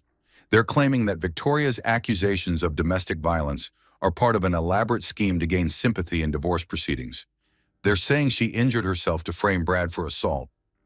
Margaret looked horrified. How can they claim that? There were dozens of witnesses. Brad's lawyers are arguing that Victoria deliberately provoked the confrontation in public, knowing her father would be there to witness it. They're painting this as a calculated performance designed to destroy Brad's reputation and business. Sam felt sick. Even from jail, even facing multiple federal charges, Brad Morrison was still finding ways to abuse his wife. He was turning her courage in speaking up into evidence of manipulation, turning her intelligence in gathering evidence into proof of criminal conspiracy. Emma, call Victoria's lawyer back. Tell him I want to testify at the bail hearing. I want to explain exactly what I witnessed this afternoon. Sam, Margaret said gently, won't your testimony create conflict of interest issues? Let the courts worry about conflicts of interest. I'm not going to let Brad Morrison walk free while my daughter is fighting for her life in surgery. Before Emma could make the call, Agent Thompson appeared in the waiting area, his expression troubled. Director, I've got updates from Grace Morrison's interview. You're not going to like what she told us. Sam steeled himself for whatever revelation was coming. Go ahead. Grace Morrison claims she has documentary evidence that someone in the FBI has been feeding information to criminal organizations for over a decade. She says this person has been taking payments to warn criminals about pending investigations, to delay search warrants, and to provide advance notice of planned arrests. Does she have proof? She says she has bank records, recorded phone conversations, and email exchanges. She's offering to provide everything in exchange for immunity from prosecution.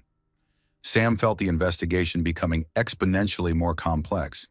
If Grace Morrison was telling the truth, it meant the FBI had been compromised at a high level for years. It meant Victoria's case was just one small part of a much larger corruption scandal. Mike, what's your assessment? Is she lying? Agent Thompson was quiet for a moment. Sir, some of the details she provided about FBI operations aren't public knowledge. Either she's telling the truth about having a federal source, or she's had access to classified information through other means. Before Sam could respond, Dr. Walsh appeared in surgical scrubs, her expression unreadable. Director Hayes, I need to speak with you about your daughter's surgery. Sam's heart stopped. Is she okay? Is the baby okay? The surgery was successful. Victoria delivered a healthy baby girl. Both mother and child are stable. Sam felt tears of relief streaming down his face. Margaret was crying and laughing simultaneously. Emma Collins was hugging anyone within reach. Can we see them? Margaret asked. Victoria is still unconscious from the anesthesia, but the baby is awake and doing beautifully. She's small, 5 pounds, 2 ounces, but perfectly healthy for her gestational age. Sam felt something shift inside his chest, some fundamental reorientation of priorities and purposes. He was a grandfather now. Everything else, the investigation, the corruption scandal, even Brad Morrison's criminal trial, suddenly seemed less important than the tiny human being who was depending on him for protection. Doctor, when can Victoria see her daughter? She should be awake within the hour. And Director Hayes, your daughter asked me to tell you something before the surgery. She said to tell you that she's naming the baby Hope, because that's what you and Mrs. Hayes gave her when you came to the hospital today. Sam felt his composure finally crack.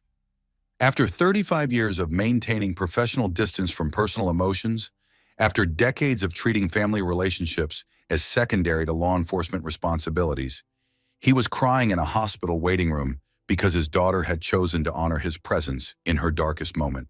Mike, he said when he could speak again, handle Grace Morrison's deal however you think best. Right now, I need to meet my granddaughter. Agent Thompson nodded understandingly. Sir, take all the time you need. The investigation will be here when you're ready. As Sam walked toward the recovery ward to meet Hope Hayes Morrison, the little girl who would grow up knowing her grandfather had fought to protect her before she was even born, he realized that Victoria had been right about priorities. Sometimes being a father and grandfather mattered more than being FBI director. And sometimes the most important victories happened not in courtrooms or interrogation rooms, but in hospital rooms where new life overcame violence, where hope literally emerged from darkness, and where families found ways to heal from years of pain and separation. The investigation would continue. Justice would be served. But right now, Sam Hayes was going to hold his granddaughter and tell her about the brave woman who had fought so hard to bring her safely into the world. The NICU at Massachusetts General Hospital was quieter than Sam had expected, filled with soft beeping from monitors and the gentle whoosh of ventilators.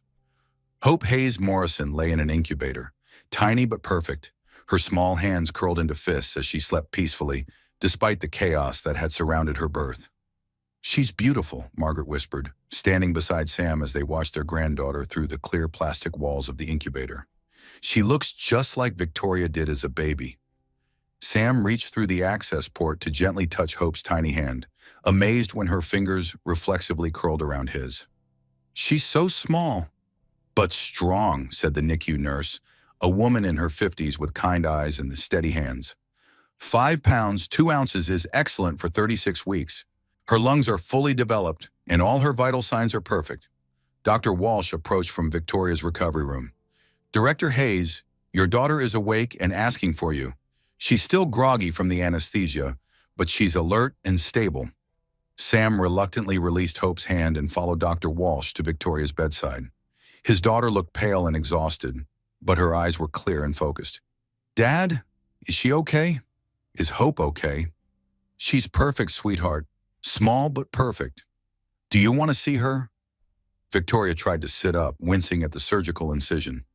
Yes, but first I need to tell you something I couldn't say before the surgery.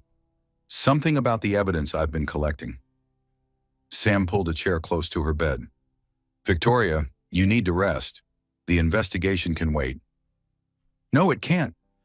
Dad, I've been recording conversations for 3 months, not just with Brad and Grace, but with their federal contact. Victoria's voice was weak but determined. I know who's been feeding them information from the FBI. Sam felt his heart sink. Victoria, you don't need to. It's Deputy Director Harrison. The name hit Sam like a physical blow. James Harrison had been his second in command for 4 years. His most trusted advisor, the man who'd helped him navigate the political complexities of leading the Bureau. The man who'd had access to every classified investigation, every operational plan, every personnel decision Sam had made as director. Victoria, are you sure? I have recordings of Grace talking to him on the phone, bank records showing payments from Morrison Industries to shell companies Harrison controls, email exchanges where Harrison warns Grace about pending FBI investigations. Victoria reached under her pillow and pulled out a small digital recorder. I've been carrying this with me for weeks, terrified someone would find it. Sam stared at the device that contained evidence of betrayal at the highest levels of federal law enforcement. How long have you known? Since I found the first set of financial documents. Harrison's name was on bank transfers going back 3 years, but I couldn't prove he was actively working with them until I started recording Grace's phone calls. Dr. Walsh checked Victoria's monitors and frowned. Mrs. Morrison, your blood pressure is elevated again. This conversation is causing additional stress. I'm sorry, but this is important. Victoria looked at Sam with an intensity that reminded him of her mother during Margaret's teaching days, when she was determined to help a struggling student succeed. Dad, Harrison knew about the Morrison Industries investigation from the beginning. He's been feeding them information to help them stay ahead of federal charges. Agent Thompson appeared in the doorway, having returned from Grace Morrison's interrogation. Director, I need to brief you on what Grace Morrison told us. Mike, before you do that, I need you to place Deputy Director Harrison under immediate surveillance, discreetly but thoroughly. Agent Thompson looked shocked. Sir? Sam gestured to the recorder in Victoria's hand. My daughter has evidence that Harrison has been providing classified information to the Morrison criminal organization. I want him watched until we can build a case. Sir, if Harrison is compromised, he has access to our surveillance operations. He'll know we're investigating him. Victoria struggled to sit up straighter. Agent Thompson, Harrison doesn't know I have these recordings. Grace and Brad think I'm just a battered wife who accidentally stumbled onto their financial crimes. They have no idea I've been systematically documenting their entire operation. Sam felt a mixture of pride and heartbreak as he watched his daughter, still recovering from emergency surgery, methodically dismantling a criminal conspiracy that had taken years to build. Victoria, how did you manage to record Grace's conversations without her knowledge? Marketing background, remember. I know how to research target demographics, analyze communication patterns, and document competitive intelligence. Victoria almost smiled. Grace Morrison thought she was mentoring a naive pregnant woman. She had no idea she was confessing to federal crimes to someone who understood exactly what she was describing. Emma Collins, who'd been quietly observing from the corner, stepped forward. Tori, you've been carrying this alone for months. Why didn't you tell me what you were really doing?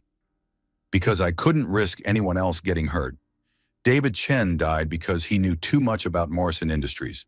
If Grace or Harrison suspected you were helping me, you could have been next. Margaret sat down heavily in the visitor's chair. Victoria, you've been living with people who've committed murder, collecting evidence that could get you killed, all while pregnant and being abused. How did you survive that? Victoria looked toward the NICU where Hope was sleeping peacefully. I kept thinking about her, about the kind of world I wanted her to grow up in. I couldn't let her be raised by criminals, couldn't let her think that violence and fraud were normal family behaviors. Dr. Walsh returned with updated test results. Mrs. Morrison, I have good news.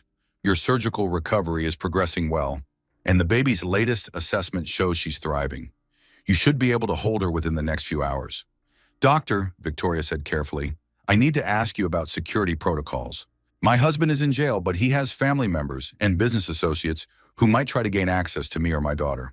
We have security measures in place, but if you're concerned about specific threats, I'm concerned about Deputy Director James Harrison of the FBI, Victoria said bluntly.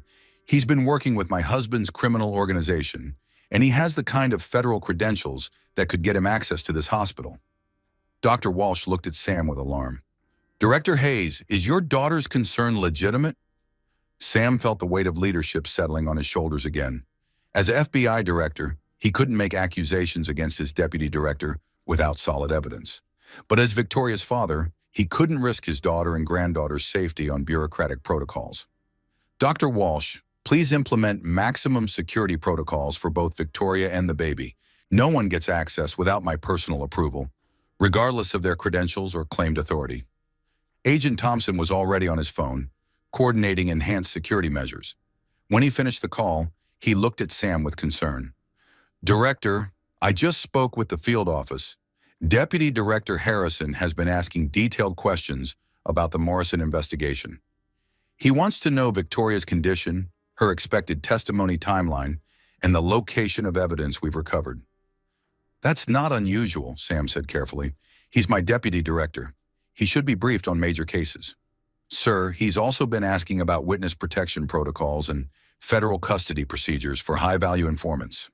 Agent Thompson paused meaningfully. He specifically wanted to know if Victoria would be moved to a secure facility for her own protection. Victoria looked at her father with fear in her eyes. Dad, that's how they eliminated David Chen. Grace told me they convinced him to accept federal protection, then arranged for him to have an accident while in custody. The implications were staggering.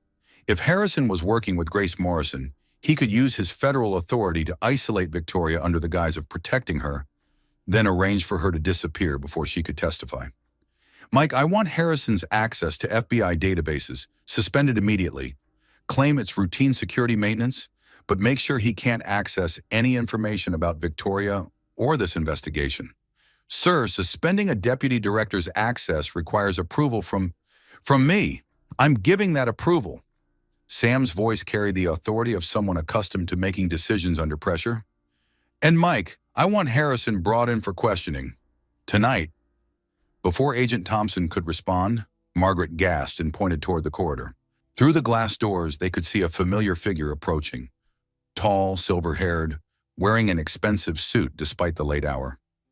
Deputy Director James Harrison was walking toward Victoria's room with the confident stride of someone who belonged in the hospital, someone whose federal credentials would get him past any security checkpoint. He's here, Victoria whispered. Dad, he's coming here. Sam felt every protective instinct he'd ever developed as a father and law enforcement officer converge into cold, focused determination. Harrison had betrayed the FBI, betrayed his oath of office, and betrayed the trust Sam had placed in him for 4 years. But more importantly, Harrison represented a threat to Victoria and Hope, and Sam Hayes was not going to let anyone hurt his family ever again. Agent Thompson, arrest Deputy Director Harrison the moment he enters this room. Sir, on what charges?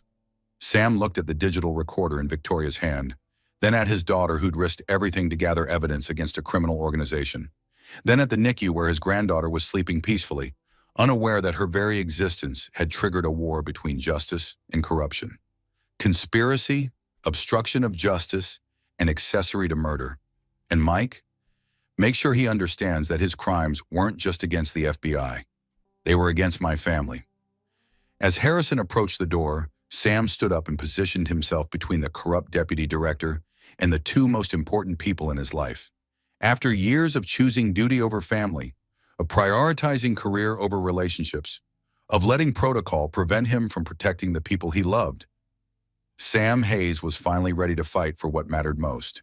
The investigation had become personal, and James Harrison was about to discover that there was no more dangerous enemy than an FBI director whose family had been threatened by corruption from within his own organization. Deputy Director James Harrison paused outside Victoria's hospital room, adjusting his tie with the practiced confidence of someone accustomed to wielding federal authority. Through the glass door, he could see Sam Hayes standing protectively beside his daughter's bed, and his expression shifted slightly, calculation replacing casual authority. Director Hayes, Harrison called out as he entered the room. I came as soon as I heard about Victoria's emergency surgery. How is she doing? Sam studied his deputy director's face, looking for signs of the corruption Victoria's evidence had revealed. Harrison appeared genuinely concerned, but Sam had learned over 3 decades in law enforcement that the most dangerous criminals were often the most convincing actors. She's recovering well, Jim. Both Victoria and the baby are stable. Thank God. When I heard about Morrison's arrest and Victoria's hospitalization, I was worried about her safety. Harrison's gaze moved around the room, taking in Margaret, Emma Collins, and Agent Thompson. I've been reviewing the Morrison Industries investigation, and I'm concerned we might be dealing with a larger conspiracy than initially suspected. Victoria watched Harrison carefully from her hospital bed, her hand resting on the digital recorder hidden beneath her blanket. Deputy Director Harrison, what kind of larger conspiracy? Well, Mrs. Morrison, your husband's financial crimes appear to be connected to several other cases we've been investigating. Money laundering operations, government contract fraud, possibly even organized crime connections. Harrison's tone was smooth, professional, reassuring. I think it might be best if we moved you and the baby to a secure federal facility until we can ensure your complete safety. Sam felt his suspicions crystallizing into certainty. Harrison was following the exact playbook Victoria had described, isolating witnesses under the guise of protection, then eliminating them once they were in federal custody. That won't be necessary, Jim. Victoria's safe here. Director, with respect, this hospital has already experienced one security breach tonight. If Morrison's associates are willing to infiltrate medical facilities, imagine what they might do to prevent Mrs. Morrison from testifying. Harrison stepped closer to Victoria's bed. I've arranged for a secure transport team to move you and the baby to a federal witness protection facility. You'll be completely safe there. Agent Thompson, positioned near the door, caught Sam's eye and nodded slightly. The arrest team was in position. Victoria looked at Harrison with the steady gaze of someone who'd been documenting lies for months. Deputy Director, how did you know there was a security breach tonight? That information wasn't released to the media or included in official reports. Harrison's confident expression faltered for just a moment. I was briefed by the field office, of course. Agent Thompson, Victoria said clearly, did you brief Deputy Director Harrison about tonight's security incident? Agent Thompson stepped forward. No, ma'am, that information is being held under strict operational security protocols. Sam watched Harrison's face as the trap closed around him. Jim, how did you know about the security breach? I must have misunderstood the briefing I received. Harrison was already reaching for his phone. Let me contact the field office to clarify. James Harrison, Agent Thompson interrupted, you're under arrest for conspiracy, obstruction of justice, and accessory to murder. Harrison froze, his hand halfway to his phone. This is ridiculous. Sam, you can't seriously believe. I believe the evidence, Sam replied coldly. And I believe my daughter, who's been documenting your conversations with Grace Morrison for the past 3 months. Victoria pulled the digital recorder from beneath her blanket. Deputy Director Harrison, would you like to hear the recording from last Tuesday when you warned Grace about the pending search of Morrison Industries? Or perhaps the one from 2 weeks ago when you discussed the best way to discredit my testimony? Harrison's facade completely crumbled. The smooth confidence disappeared, replaced by the desperate calculation of a cornered criminal. Victoria, you don't understand the complexity of federal law enforcement operations. Sometimes we have to work with unsavory characters to achieve larger objectives. Like helping them commit murder? Victoria's voice was steady despite her physical exhaustion. I have recordings of you discussing David Chen's death, Deputy Director. You knew Grace and Brad killed him, and you helped cover it up. Mrs. Morrison, Harrison said desperately, you're overwrought from surgery, confused by pain medication. You're not thinking clearly about what you think you heard. Agent Thompson, Sam interrupted, please read Deputy Director Harrison his rights and remove him from my daughter's room. As Harrison was handcuffed and led away, he turned back towards Sam with a mixture of anger and desperation. Director, this is career suicide. You're destroying the Bureau's reputation based on the word of an emotionally unstable domestic violence victim. The words hung in the air like acid. After everything Victoria had endured, after all the evidence she'd gathered, after the courage she'd shown in exposing a multi-million-dollar criminal conspiracy, Harrison was still trying to discredit her by calling her unstable. Sam felt something cold and final settle in his chest. Jim, my daughter survived months of systematic abuse while gathering evidence that's going to send multiple criminals to prison for decades. She's the strongest person I know, and her testimony is going to be the most credible evidence this bureau has seen in years. After Harrison was removed, the hospital room felt strangely peaceful despite everything that had happened. Dr. Walsh returned to check on Victoria's condition and announced that she was ready to hold Hope for the first time. "Are you ready to meet your daughter?" Dr. Walsh asked gently. Victoria nodded, tears streaming down her face. "I've been ready for 9 months." As the nurses brought Hope from the NICU, Victoria looked at her parents and Emma Collins. "I need to tell you all something before I hold her." Sam felt his heart clench. "Victoria, what is it?" "I'm changing her name. Hope Hayes Morrison feels wrong. Morrison is the name of criminals and abusers. I don't want her to carry that legacy." Margaret smiled through her tears. "What do you want to name her?" "Hope Victoria Hayes. She's going to carry our family name, the name of people who fight for justice and protect each other." Victoria looked at Sam. "Dad, will you help me with the legal paperwork to change both our names back to Hayes?" Sam felt tears flowing freely down his face. "It would be my honor." Dr. Walsh placed Hope in Victoria's arms for the first time. The tiny baby opened her eyes and seemed to study her mother's face with serious concentration. "Hello, Hope," Victoria whispered. "I'm your mommy. I fought very hard to keep you safe, and I'm going to spend the rest of my life making sure you grow up in a world where you're loved and protected." Emma Collins was taking pictures with her phone, documenting the moment when Victoria Hayes finally got to hold the daughter she'd risked everything to protect. Margaret sat on the edge of the bed, touching Hope's tiny hand with wonder. Agent Thompson returned from processing Harrison's arrest. "Director, we've recovered additional evidence from Harrison's office. Financial records, communication logs, and documentation of at least 6 other cases where he provided classified information to criminal organizations." "How extensive is the damage?" Sam asked. "Substantial. Harrison has been selling FBI secrets for over 8 years. The Morrison case was just the most recent example." Agent Thompson paused. "Sir, this is going to require a comprehensive review of every case Harrison had access to. It could take months to assess the full scope of the corruption." Sam looked at his daughter, who was gazing at her newborn daughter with an expression of complete peace despite everything they'd been through. "Mike, assign the corruption investigation to someone else. I'm taking family leave." Agent Thompson looked surprised. "Sir, my daughter just exposed a criminal conspiracy that reaches the highest levels of the FBI. My granddaughter was born during a federal investigation that nearly got them both killed. I think I've earned the right to spend some time being a father and grandfather instead of a federal law enforcement officer." Victoria looked up from Hope with gratitude in her eyes. "Dad, you don't have to." "Yes, I do. I missed too much of your life because I thought my career was more important than my family. I'm not going to miss Hope's first months because I'm busy cleaning up the mess left by a corrupt deputy director." Margaret smiled at her ex-husband with an expression Sam hadn't seen in years. "Sam, that might be the wisest decision you've ever made." Dr. Walsh checked Victoria's vital signs one more time. "Mrs. Morrison, I mean Ms. Hayes, you and Hope should be able to go home in 2 or 3 days. Do you have a safe place to stay while you recover?" Victoria looked at her parents. "Mom, Dad, would it be completely impossible for me to stay with one of you while I figure out what comes next?"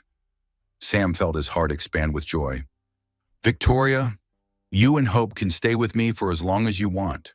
We have a lot of catching up to do, and I have a lot of granddaughter spoiling to make up for." As the sun began to rise outside the hospital windows, Sam Hayes sat in a chair beside his daughter's bed, watching his granddaughter sleep peacefully in her mother's arms. For the first time in decades, he wasn't thinking about federal investigations or criminal prosecutions or law enforcement responsibilities. He was thinking about Hope's first Christmas, her first words, her first steps. He was thinking about teaching her to ride a bicycle and helping her with homework and walking her down the aisle at her wedding someday. He was thinking about being the kind of grandfather who put family before career, who chose love over duty, who understood that the most important victories happened not in courtrooms, but in hospital rooms where new life overcame violence and hope literally emerged from darkness. The investigation would continue. Justice would be served. Brad Morrison and Grace Morrison and James Harrison would face the consequences of their crimes.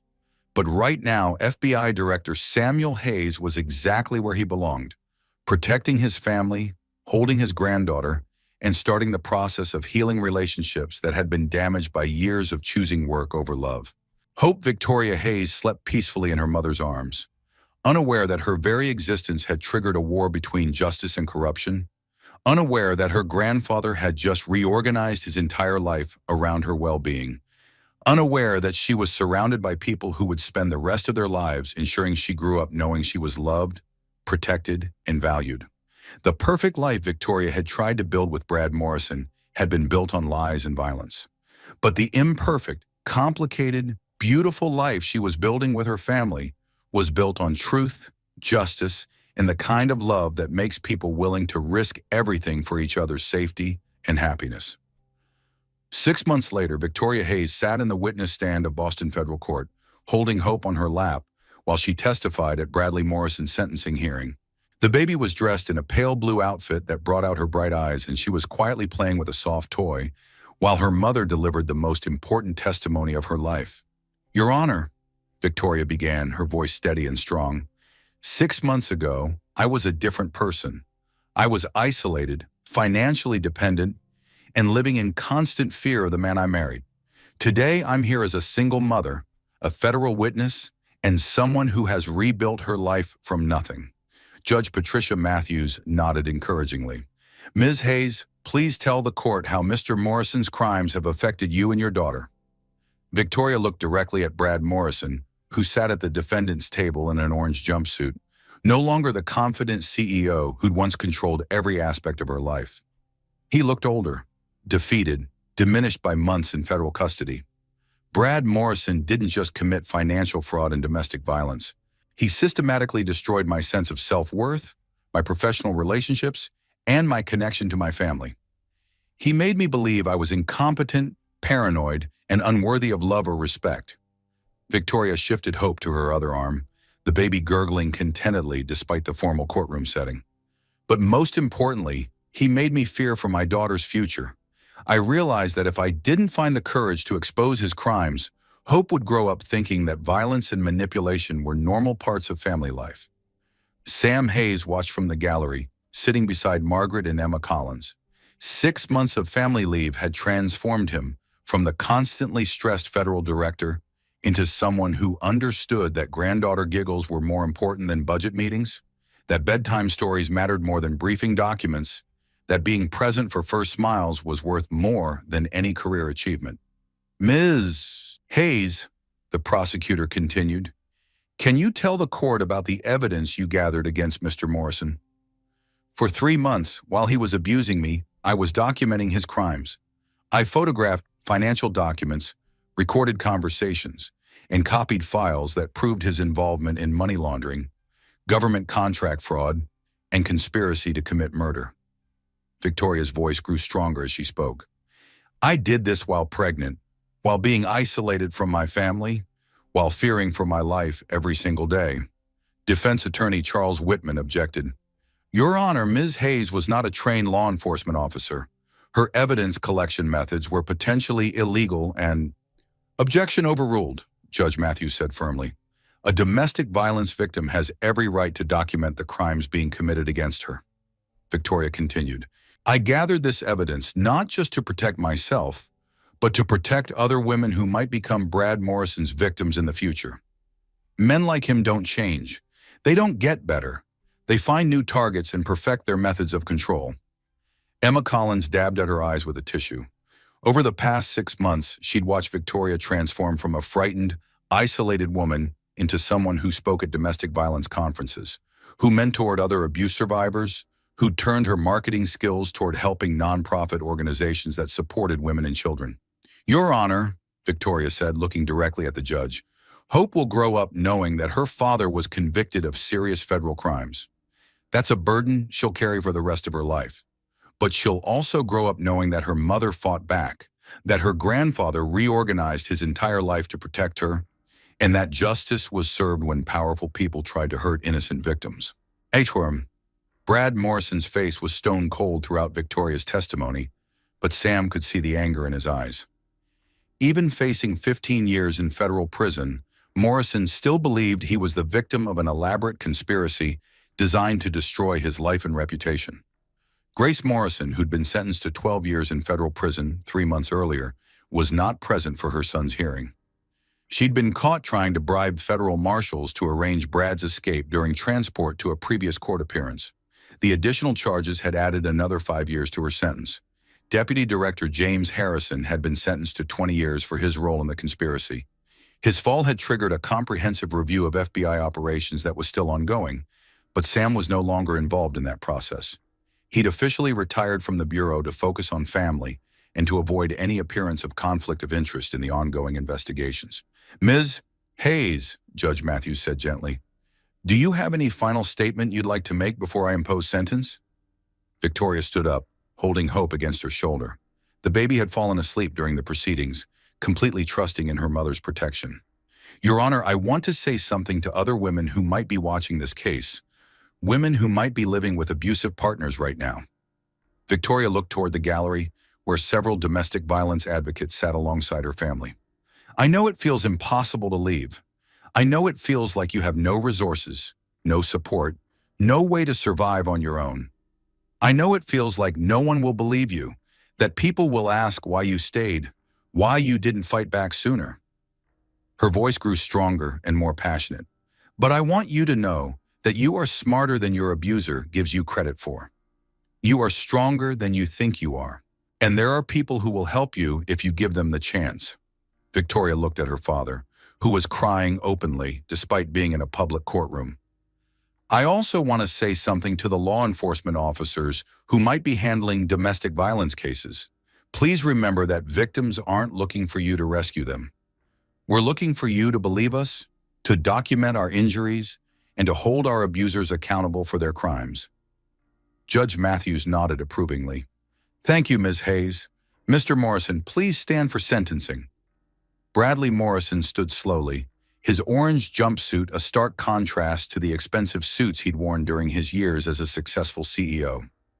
"Mr. Morrison, you have been convicted of domestic violence, assault on a pregnant victim, financial fraud, money laundering, conspiracy to commit murder, and obstruction of justice. These crimes represent a pattern of behavior that shows complete disregard for human life and human dignity." "Hukram," Judge Matthews paused, letting the weight of the charges settle over the courtroom.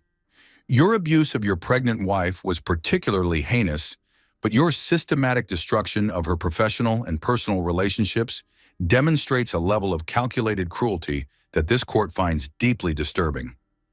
Brad Morrison stared straight ahead, showing no emotion. "Furthermore, your financial crimes weren't victimless. You stole millions of dollars from municipalities that trusted you to provide essential services. You defrauded taxpayers who expected their money to be used for legitimate public purposes." Judge Matthews looked directly at Morrison. "Mr. Morrison, I hereby sentence you to 25 years in federal prison, followed by 5 years of supervised probation. You are ordered to pay restitution in the amount of $14.7 million to the municipalities you defrauded. You are also ordered to pay child support for your daughter until she reaches the age of 18, and you are prohibited from any contact with Ms. Hayes or your child except through court-approved supervised visitation." The courtroom was silent as the sentence was announced. 25 years meant Brad Morrison would be nearly 65 years old when he was released. Hope would be 25, older than Victoria had been when she married him. "Additionally," Judge Matthews continued, "given the systematic nature of your abuse and the threat you pose to Ms. Hayes and your child, I am issuing a permanent restraining order that remains in effect even after your release from prison." As federal marshals prepared to lead Brad Morrison away, he turned toward Victoria for the first time during the proceedings. "This isn't over, Victoria. 25 years isn't forever." Sam started to stand, but Victoria raised her hand calmly. "Yes, it is over, Brad. By the time you're released, I'll be 47 years old with a successful career and a daughter who doesn't remember ever being afraid. You'll be an old man with no money, no reputation, and no power over anyone."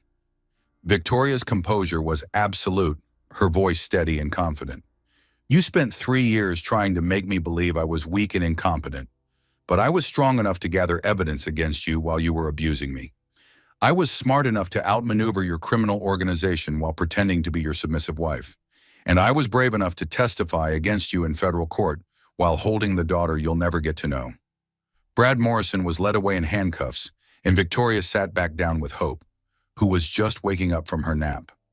After the courtroom cleared, Victoria's family gathered around her in the hallway outside Judge Matthews' chambers.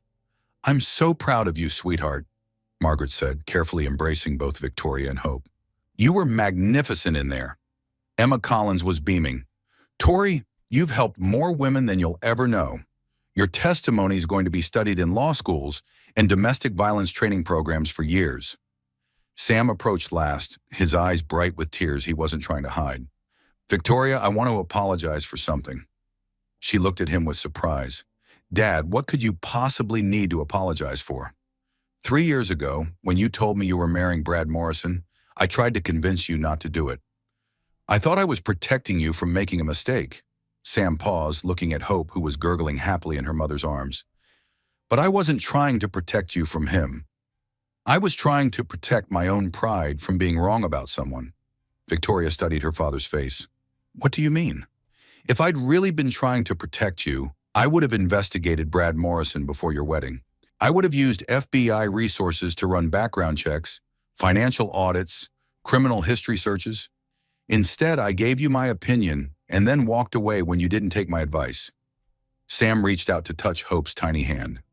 "If I'd done my job as your father instead of protecting my ego as an FBI director, I could have uncovered his criminal activities before you married him. I could have saved you from 3 years of abuse." Victoria was quiet for a moment, then shook her head firmly. "Dad, you couldn't have saved me from my own choices. I chose to marry Brad despite your concerns. I chose to believe his lies over your warnings. And honestly, I probably wouldn't have listened to FBI evidence any more than I listened to your instincts." She shifted Hope to her shoulder and looked directly at her father. "But what you did do was show up when I needed you most. You were there when I was lying on the sidewalk outside that police station. You were there during Hope's birth. You took family leave to help me rebuild my life.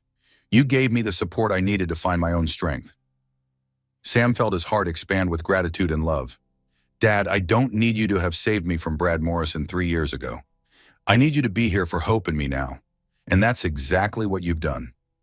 As they walked out of the federal courthouse together, Victoria felt something she hadn't experienced in years: complete safety.